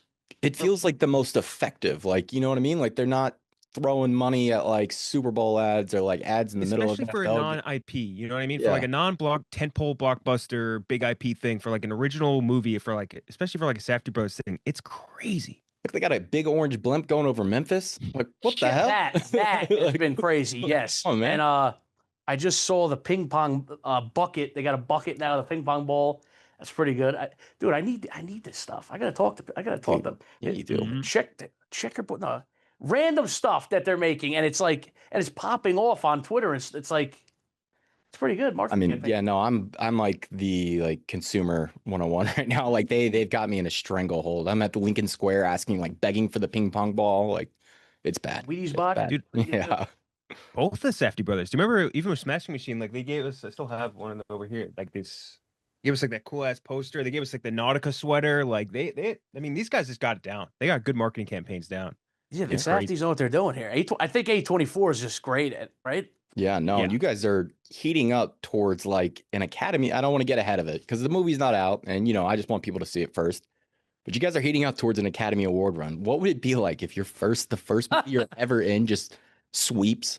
Like, No, I mean, after I saw the Golden Globe noms, I was like, okay, whoa, here. And every time I look on Rotten Tomatoes, it's staying at certified fresh, baby. I mean, Lukey Tomatoes, that's pretty good. 97%. I mean, and everything I see on Twitter has been good reviews. It's kind of crazy. And so Oscar, oh boy. I mean, can you imagine if whatever happens, like my first movie, like it's just because my luck's horrible usually. So that's pretty good luck. Like, yeah, I mean, like, where do you go from there?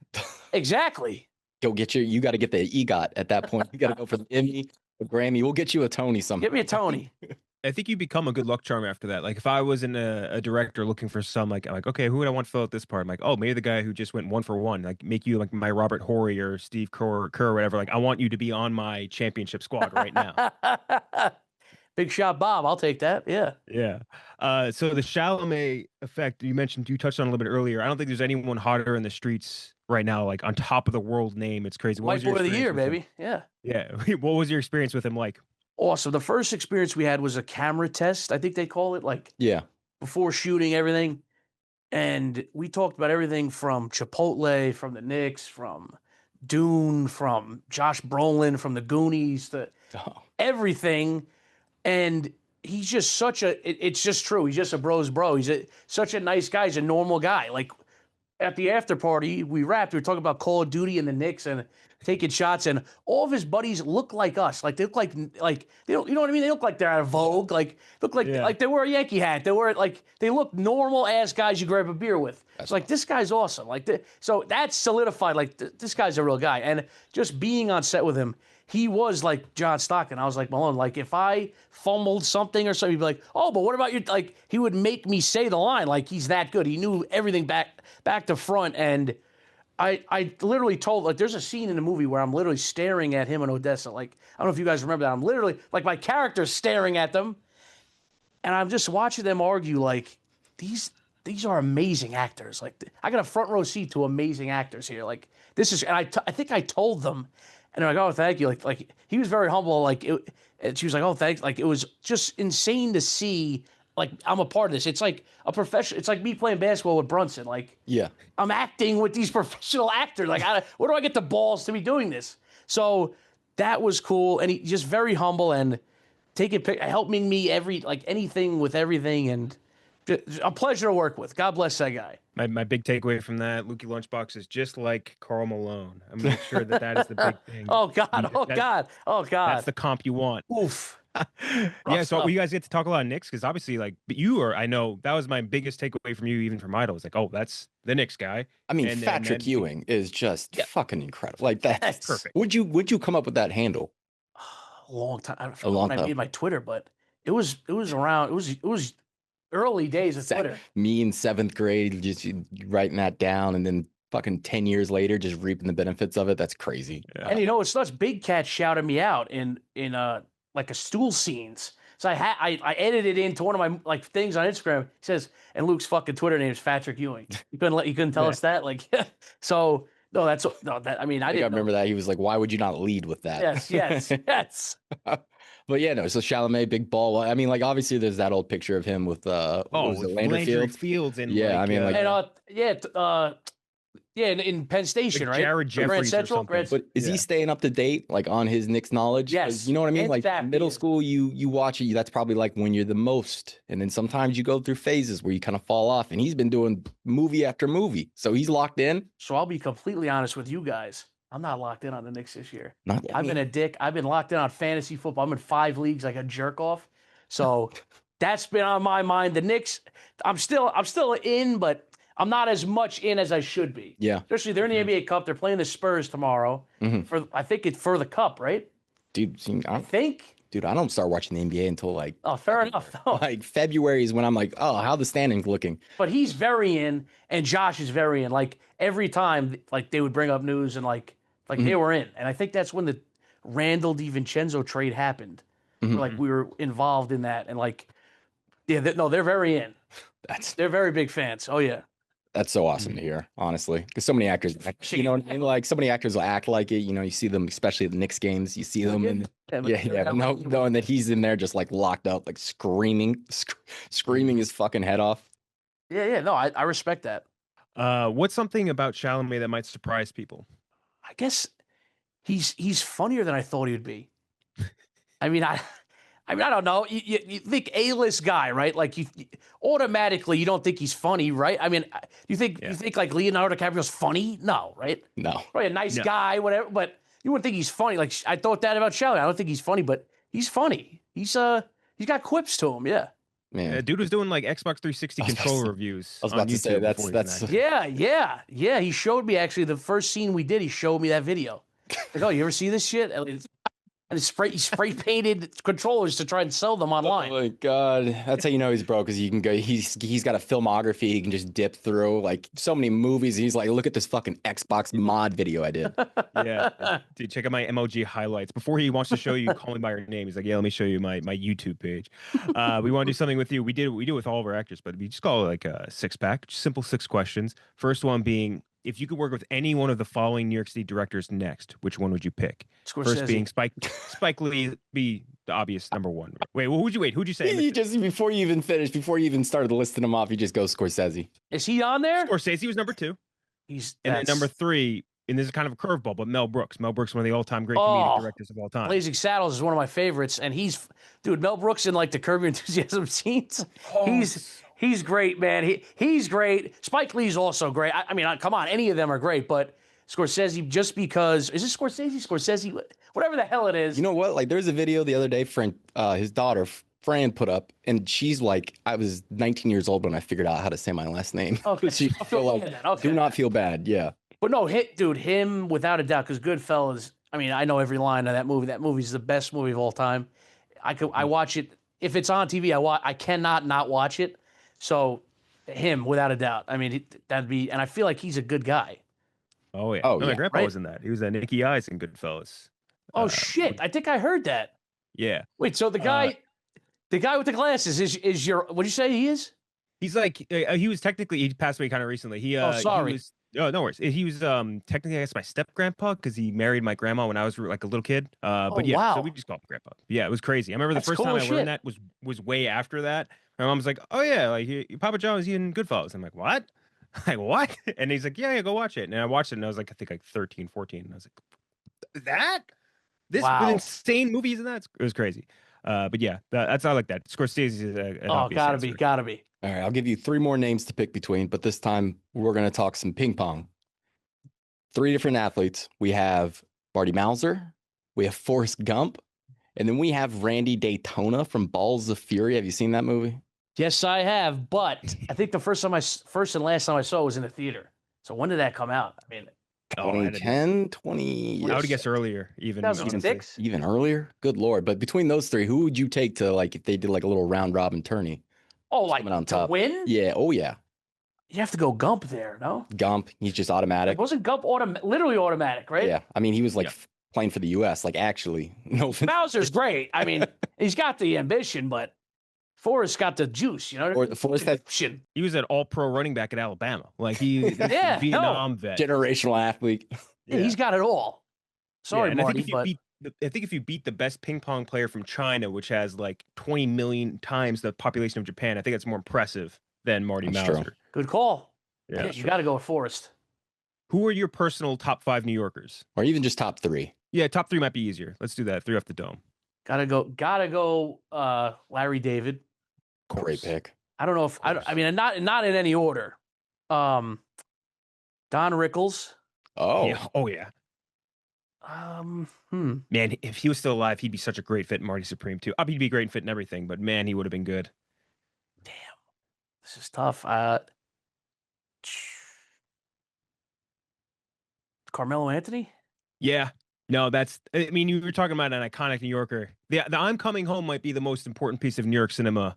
And like in my ever be Knicks created. fandom, like I was too young for like the Starks Ewing era. I mean, I respect them, but like him and Stat and like that era was sick. I mean, you know, it's a shame Lynn was like a huge deal, and Novak was my guy. J.R. Steve Smith, Novak, Boobie Walker. Yeah, that team was that was an unbelievable one.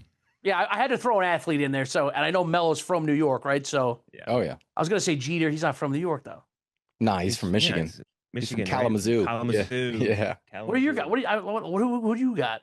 For I New like Larry Yorkers? David. He would definitely be on mine for Ooh. sure. Am I fucked up for not saying Chalamet or Safdie there? Nah. No, you they're gotta earn still it. They're still young. All right. You gotta work up. Fair enough.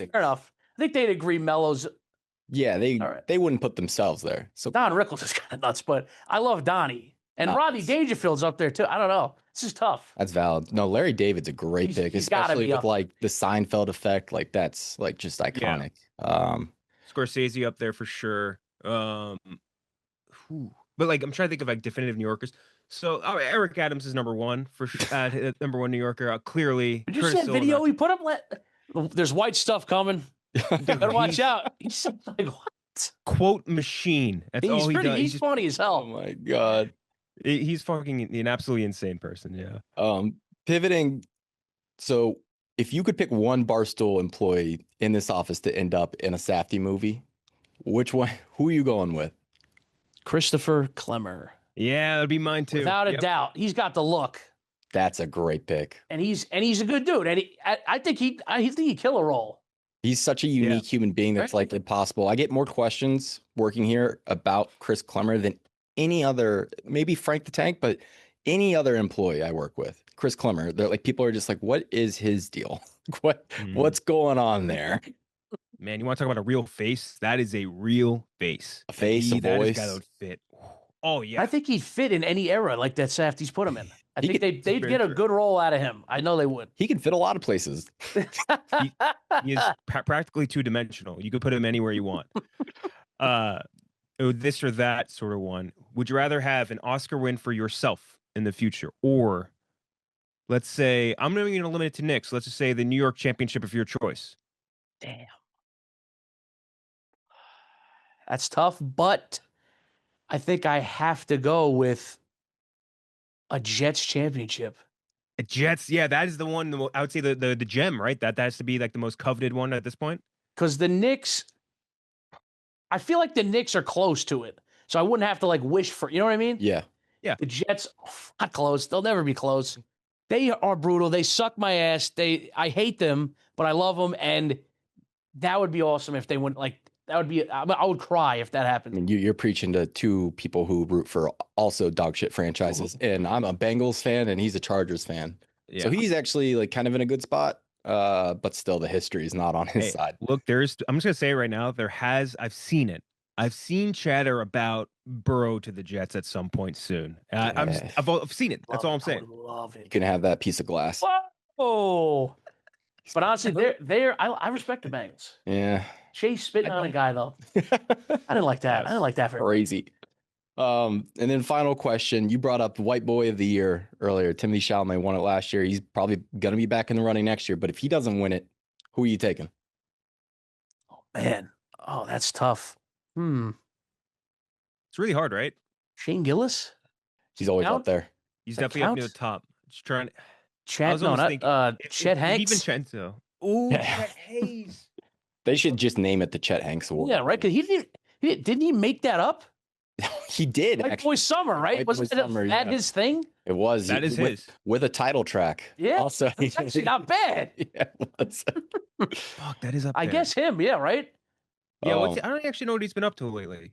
He was in that show, the Clippers. No, he was in that basketball HBO show, something with Jennifer Hudson, right?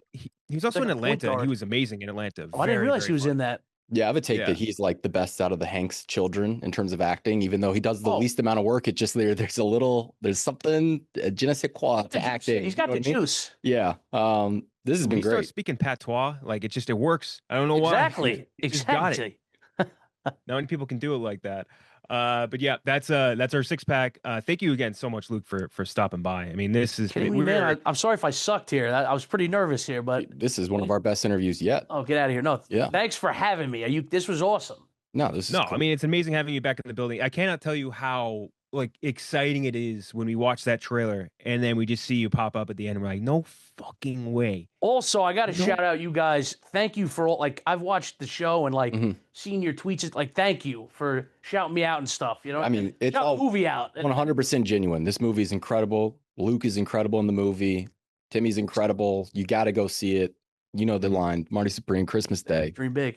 Dream big. Yeah, dream big. Yeah, and we were you know what the funniest thing about it too, and I think I told you this as well. Like when I saw you in the trailer, and I was thinking oh, that's insane. He's so cool. He's in it. I'm like, oh yeah, well, maybe he's just because sometimes in Good Time or Uncut Gems, they're there for a few scenes, whatever.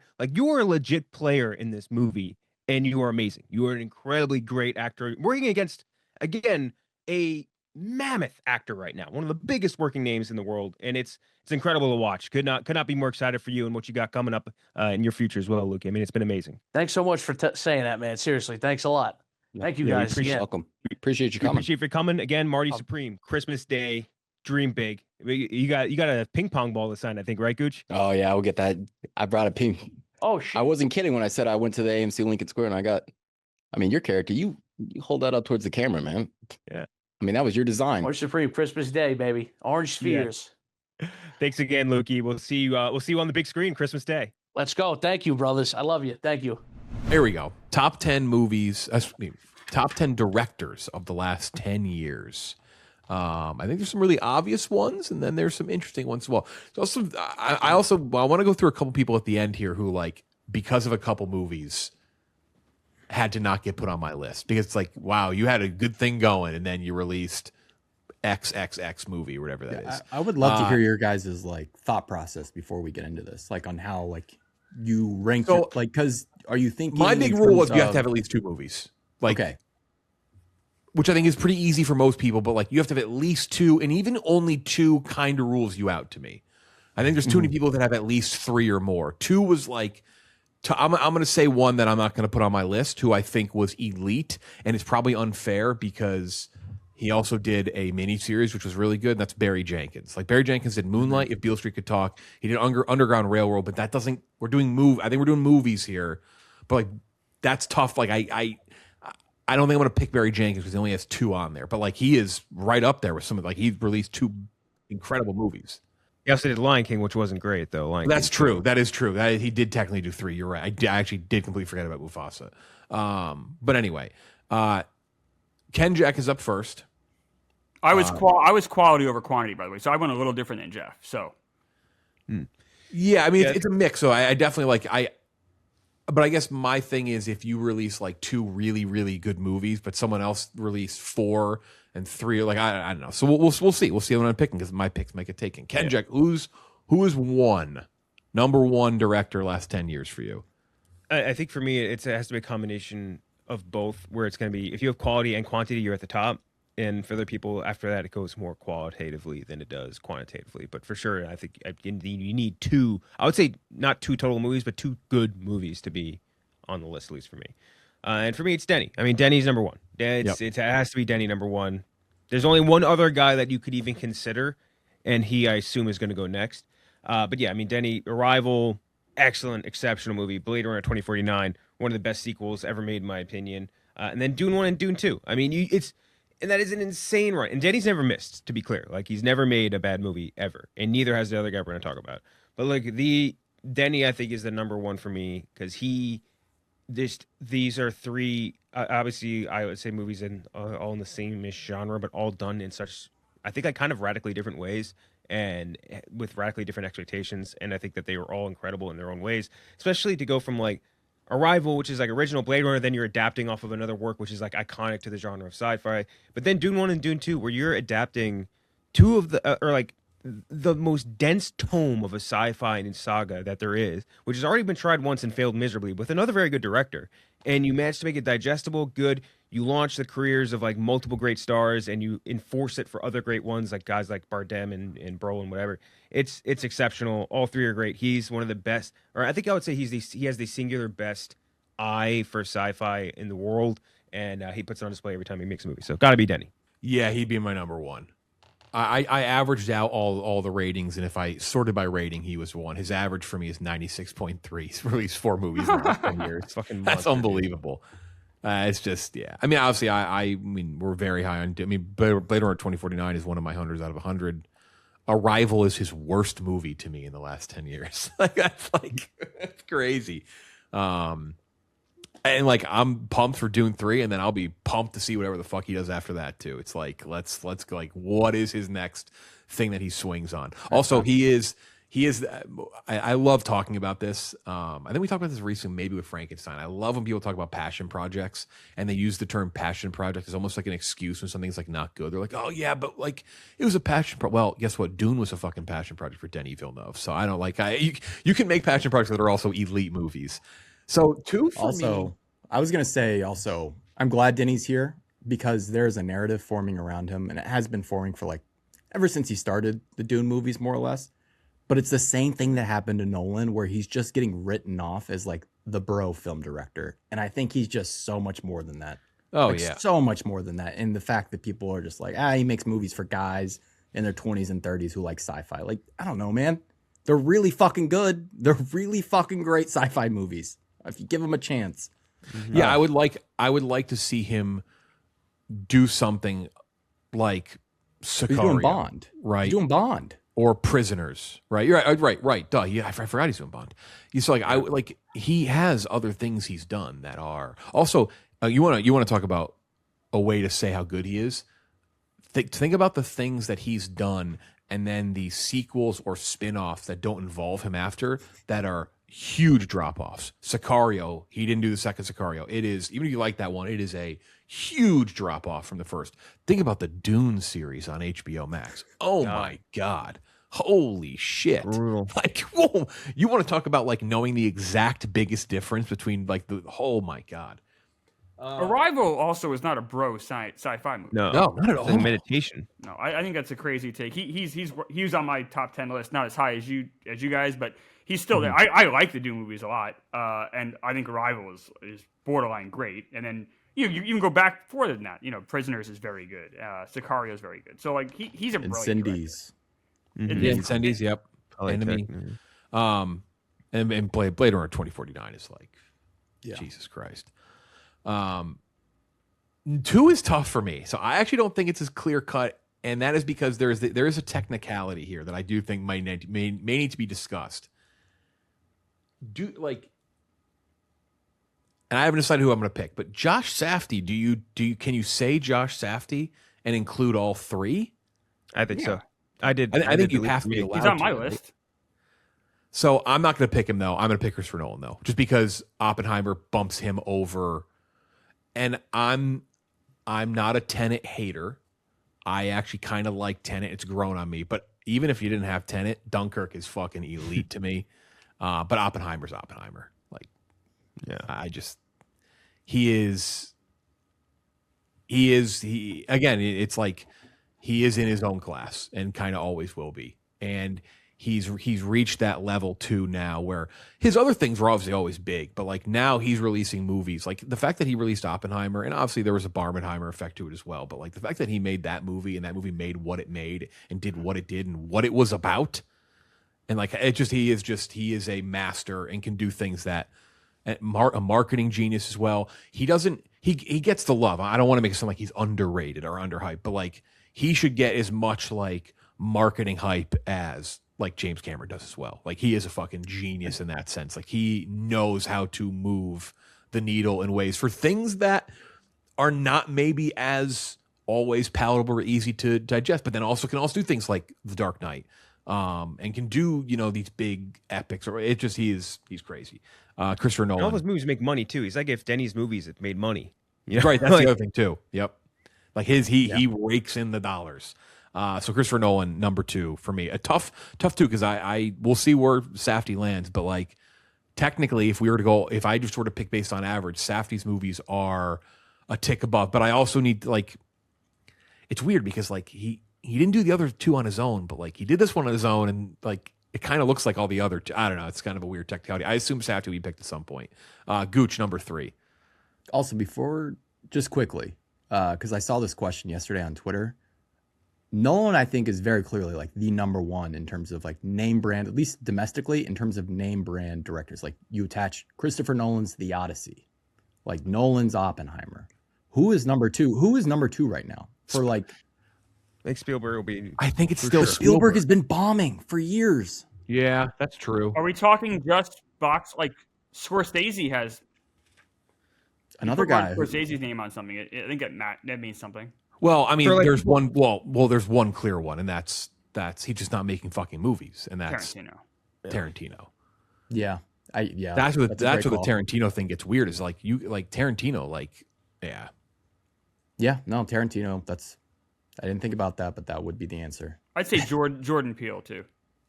Definitely up there. You put his name on it, that means something to like your average American. Okay. I mean, yes, actually, Peele is another one who is kind of quietly, but also kind of ruining his that name out. right now too with the monkey paw stuff, like because they keep attaching his name to these dog shit horrors. yeah, that which he's got Monkey to Paw tell him to produces. stop doing that. Yeah, The his name Tarantino is thing's crazy because Tarantino, I mean, Once Upon a Time Hollywood, one of my favorite movies ever made, but he's only made one movie in the last 10 fucking years. Yeah. That was like- kind of and Nolan's shocking name when is I more was putting like- this list together. I was like, oh my god, it really has only been one movie. Yeah.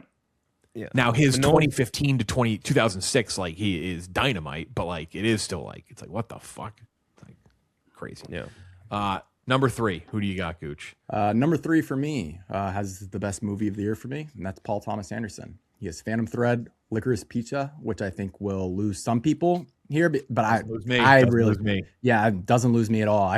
I really love that movie, and straight up adore Phantom Thread in One Battle, like 5-star movies for me. So that's the choice for me. I think he is. I wouldn't say I docked directors who don't have variety in their filmmaking, which I think some people would accuse, like Villeneuve and the Safdies even. Yeah. But I do give him a little bonus points for having this variety. He can do these different lanes and do them expertly each time.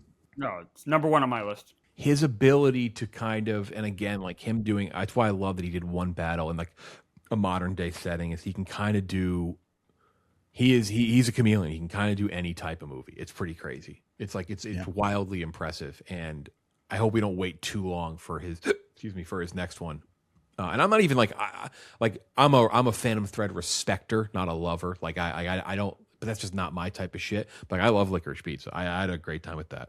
You give me Bradley Cooper as John Peters any day of the week, and I'm gonna love it. It's one of my favorite things in any movie of his. Phantom Thread, I thought was brilliant. Like to be that meticulous and that fine and that precious with things. And then that same guy also made Boogie Nights. That same guy also made One Battle After Another. That is an incredible, obviously talent. Like, this was number one on mine. Gooch. Yeah. Same for me. This, by the way, we talked about earlier. This is one of the greatest years for best original score that I've ever, between One Battle, Sinners, and Marty Supreme. Like, holy shit! Honestly, like Tron Ares. I know that movie stunk, but that score was it's just a shame movie with dog water. I know. That's a great score, though. That's all we're talking about. Yeah, no, absolutely. If Reznor and Ross get nominated for that after getting snubbed for Challengers last year, yeah, that'd be a bummer. I'd just be happy if they got nominated. I think it's that good of a score. Yeah. Klemmer, you have back-to-back picks here. This is tough. I'm gonna go with Jordan Peele here. Yep. Peele would be my number 4. I mean, you have all of his three movies, his big three movies, all came out in that time period. So you get Get Out, you get Us, which I thought was really good. I feel like Us is like kind of underrated for sure. Yep. Us has grown really well. I think Us has grown great over time. And then you get the new one. Nope. I'm flaking on the name right now. Help me out. Nope. His best movie. Nope. Yeah.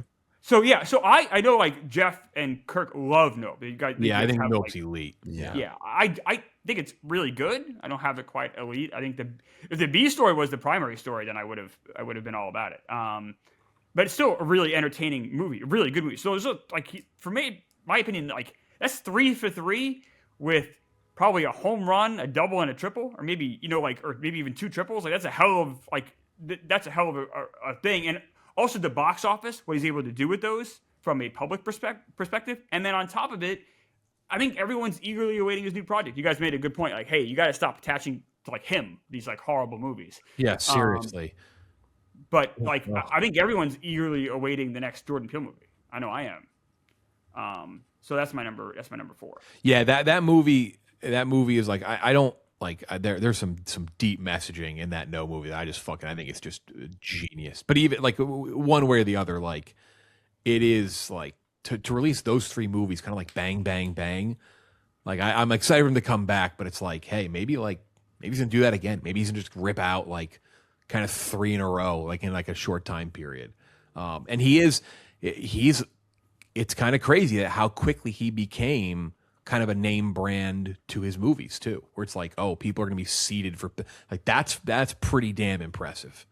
Think he was the guy from Key and Peele when this time frame began, and think about what he's done in those last 10 years. He's become one of the most famous and one of the most acclaimed directors in that period. That's crazy. Good for him. Number 5 I have as well. I'm going to go with Martin Scorsese. You get The Irishman. You get Flower of the Killer Moon. It's and then you also get Silence too. Silence underrated. I love Silence. Yeah, Silence is super slept on. Yep. But for me, it's all about The Irishman. I mean, not all about, but it's primarily The Irishman here. I just think that is one of the true classics of this decade, or even of that time frame. And it's the way it handles aging and what and kind of just means to be old. Also, how we're left with the choices we make in our lives. I think handles it in such a brutal fashion where it's not necessarily getting shot down and getting killed or being thrown in jail. It's no, you got to live with this shit for a long time, and now you're alone, and that is the most devastating. It's brilliant. I love that movie, and I think Scorsese. Tarantino would disagree with us on Scorsese. He said he hasn't made an exciting movie in with the 10, 15 years. He said. Agreed. This whole latest press tour, people were like, Tarantino says mean thing about other directors. Like he's done this forever. Like his entire career, all he does is shit on other people in his industry. He's always been a little fucking shit. 40 straight years. I saw it was really dumb. Fuck, I wish if I find it next time I'll credit it. It's somebody doing a Paul Dano impression on a podcast responding to Tarantino. He's like, well, riddle me this, Quentin. He does like a stupid like riddler. I gotta find that. That's worth crediting if I find it. Gooch, you're up next. Let's get a foreign director on the board. I'm gonna go with Park Chan-wook. Okay, I'll say there's a very obvious one. Yeah. Yes. It's two. I guess. Yeah, which no other choice. Which I can't wait to talk about that on here. I loved it. Number 3 on the year for me, but also Decision to Leave, which was also top 5 on the year that it came out for me, and The Handmaiden, which I would say is top 3 on the year for me when it came out.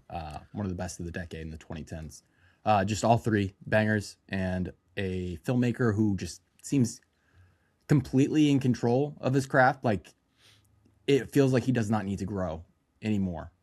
He just has all the tools in his toolbox and seems to be able to use them all at the perfect time. I brought it up last episode or 2 episodes ago, but no one has figured out shooting the 21st century and like the state we're in with technology better than he has. Like the way he's able to shoot people with iPhones, people with like smart screens, anything like that. Like he makes it feel so natural and cinematic, which it's just crazy. No one else seems to be able to figure out, but he has.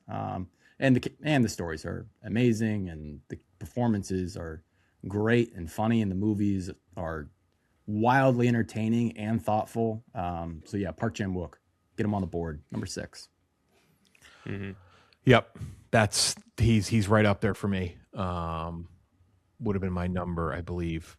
I think 6 or 7, just based on if I were to sort it by rating. Next one for me, number 7. Tough because I want to make sure some of these guys get picked, but I'm going to go Robert Eggers. Robert Eggers had a great last 10 years. The Lighthouse, come on. The Northman, which is probably the most slept on of the 3, and then Nosferatu, which I loved. But just Robert Eggers he doesn't have the brand like mainstream recognition, but also like that guy makes Robert Eggers movies, and they are unique and they are unlike anything else you'll see that year when that movie comes out. And they are fucking rich with everything. Look, feel, the way it's written, they're fucking incredible. Like The Lighthouse is so distinctly unique and different than anything you saw in that year. Anything with Nosferatu in the Northern, but like The Lighthouse will always like it leaves that impression on you for like what it is and how like twisted and like psychological it is in terms of like its horror element. It's awesome. The Lighthouse is fucking incredible. And I think all 3 of these movies have been great. So this guy does time periods that I typically hate, and I couldn't care less. Like that's like that. It jumps over that fence for me. So yeah, Robert Eggers, number 7. He really fucking does them. No one does period quite like Robert Eggers. That man like takes us in a like time machine to these places. Yeah, they're pretty different periods too. Costume wise, like actor wise, accent wise. Kenjac, you have another one. You and I both on the wheel got the 9 and 10. But you have number 8. Who's number 8? I'll go Josh Safdie. I think I was trying to do some like mental math here on like the ones I have left on my board. How many of them had what I would consider to be one of the best movies of the year? I would say like Marty Supreme is at least to me the best movie of this year, and Uncut Gems I would have had as one of the best movies of that year. And like Good Time, I love Good Time. I probably wouldn't have it in like that top 5 grouping of that year, but like it's an exceptional movie. So I think for all 3 of those, and again, like I said in my review for the movie, how I feel like they're a natural progression, like evolution of like lessons learned from Uncut Gems you can see being learned in Good Time into this. Like I love all 3 of them. I think he's a great director. it will be interesting to see how he works when he gets out of this lane of the New York City Odyssey. But he's just great. He's exceptional. I would say I got to put him in here as he's got to make the list at the very least. So I'm happy. It'd be weird to me to put him higher. That's why I didn't pick him, because technically 2 of those were a co-director. But then you're like, then you watch Marty's Screen, it's like, well, then he did that on his own. And that was the best one. Right. It's just kind of like in lockstep with the other 2. So is it fair to ding him for it? But no, he definitely belongs on the list for sure. For sure. Yeah. All right, number 9. Number 9's a tough one. My last shot. There's 2 I'm gonna pick between. It's really tough. I'm gonna go with we're gonna go foreign, because I just think his 2 best are so fucking good.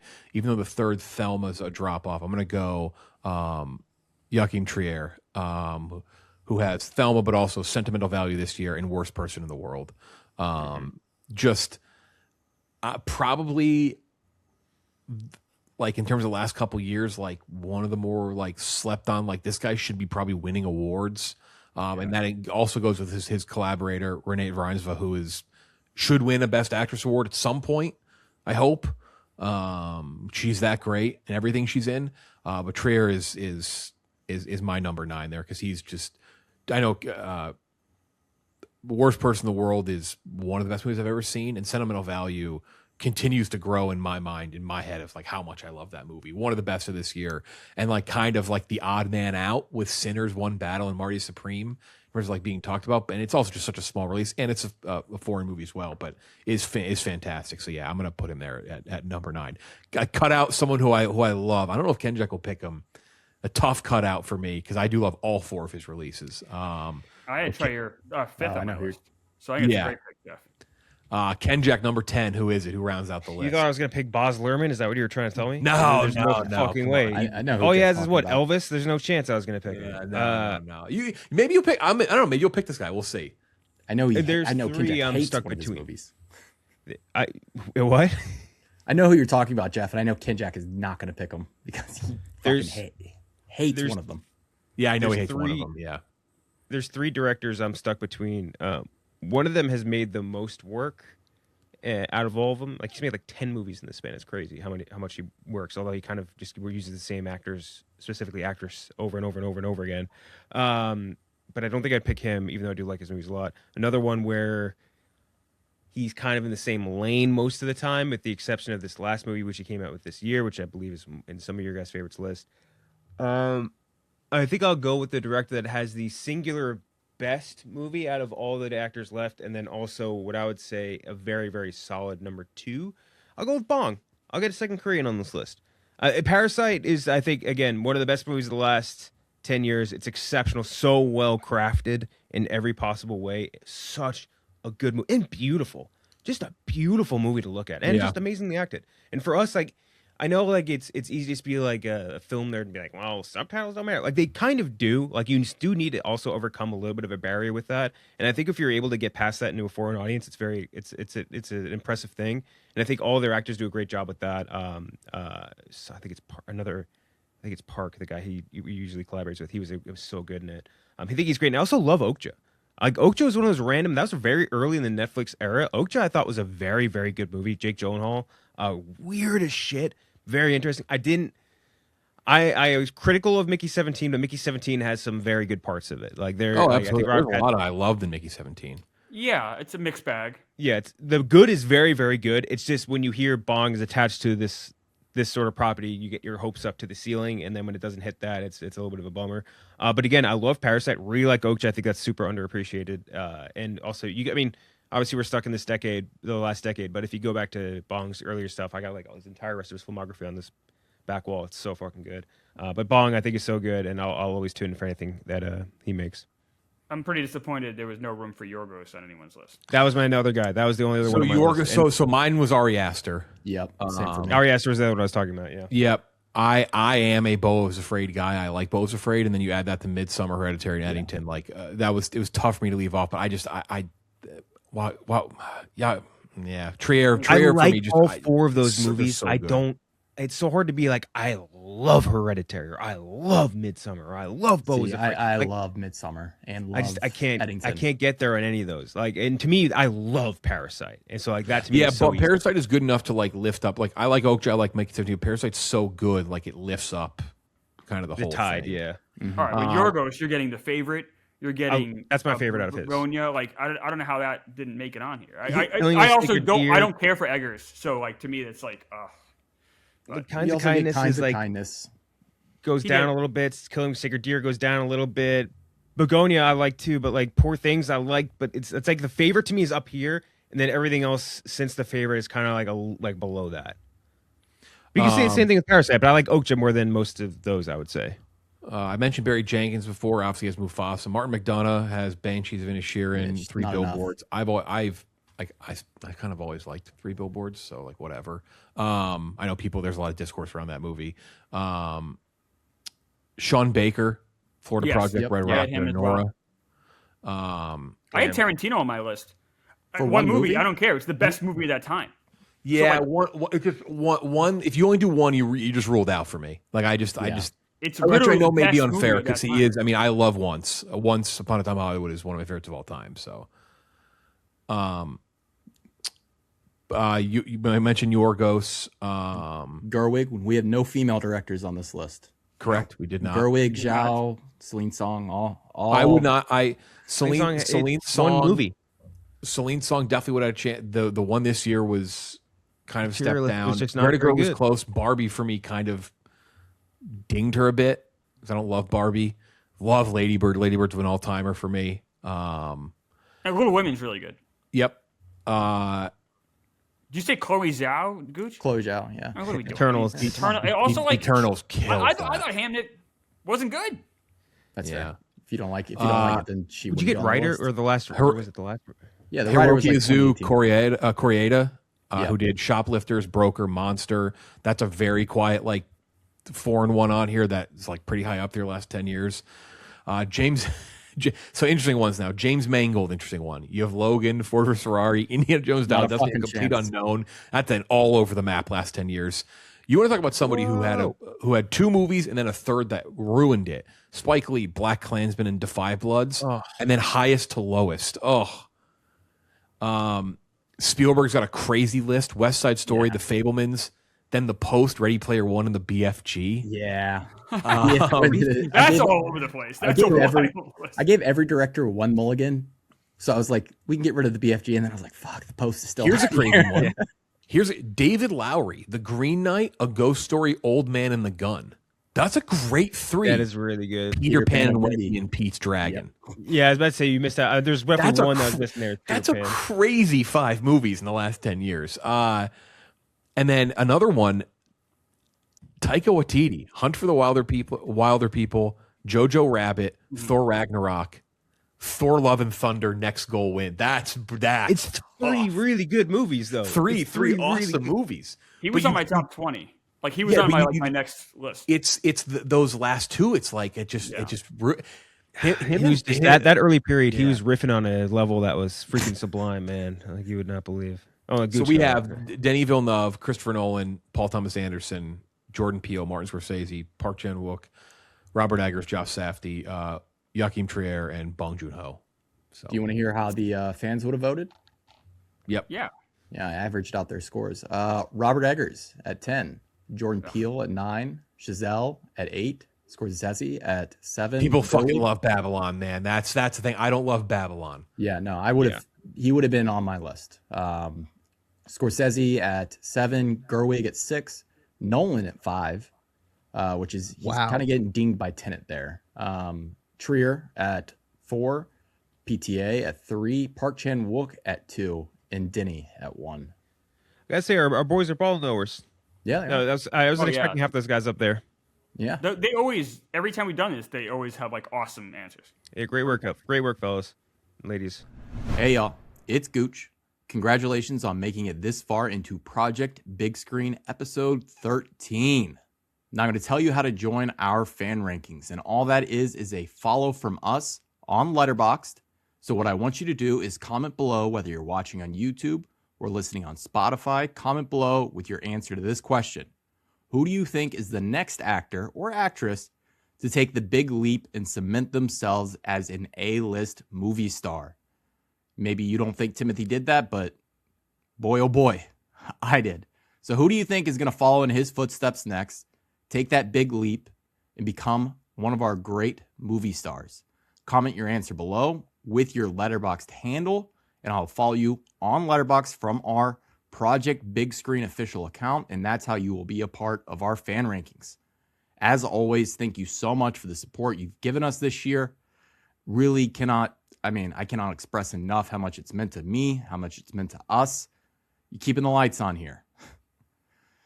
So make sure you like, make sure you subscribe, make sure you're doing all those good things still, interacting with our socials, all that good stuff.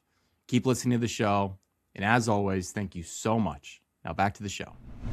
By the way, after the show, you have to edit this into the video. I don't like this is so one of Kirk's old producers, he was a Barstool intern for a while.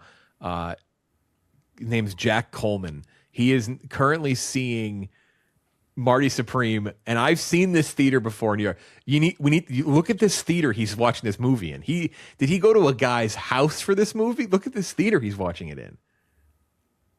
Oh, that's the film form. Oh, I've seen that online. Is that the film form? No. Is that what it is? This is where is he? No, the seats are too nice. Where is he seeing this movie? I have no fucking idea. Is it like the Where is this movie? It looks like And somebody's it home also theater. says the heat is broken in the theater. There's no heat either. Where is he? Is it maybe it's a New Jersey theater? He goes to New Jersey. Well, It looks like a screening room. Oh, It looks that like that might be the Montclair Theater. That kind of looks like one of the Montclair theaters. Oh, interesting. Oh, That is Maybe why. it's Clifton. That may be Clifton Theater. that's like a theater I would have gone in 1991 to see like Misery. I think I was in that same theater. Back in the day. It looks like a basketball player's like home theater, like an athlete that doesn't actually watch movies, but they had the option when building the house, like, you want us to make your home theater, and they're like, sure, and put no like actual thought into it. What the hell? That killed me. So that's it. Great list, good reviews. One more 2025 release podcast next week, but it will be our first of 2026. We are doing the almost said Star Wars finale, Stranger Things finale, as well as Song Sung Blue, which I'm excited to hear the Klemmer and Gooch takes there. Maybe I don't know. Maybe I don't know where I'll land. You see the whole movie in the trailer. That's what I'm most. I have issues with that. But that's fine. I'm ready to fight, Gooch. I'm gonna bring it. That's it. Hope everyone had a really good holiday, no matter what you celebrate, but an even better New Year, hopefully. Happy New Year from us. Make sure to like, subscribe wherever you are watching or listening. For Gooch, Kenjac, and Klemmer, I'm Jeff Steele. We'll talk to you next time.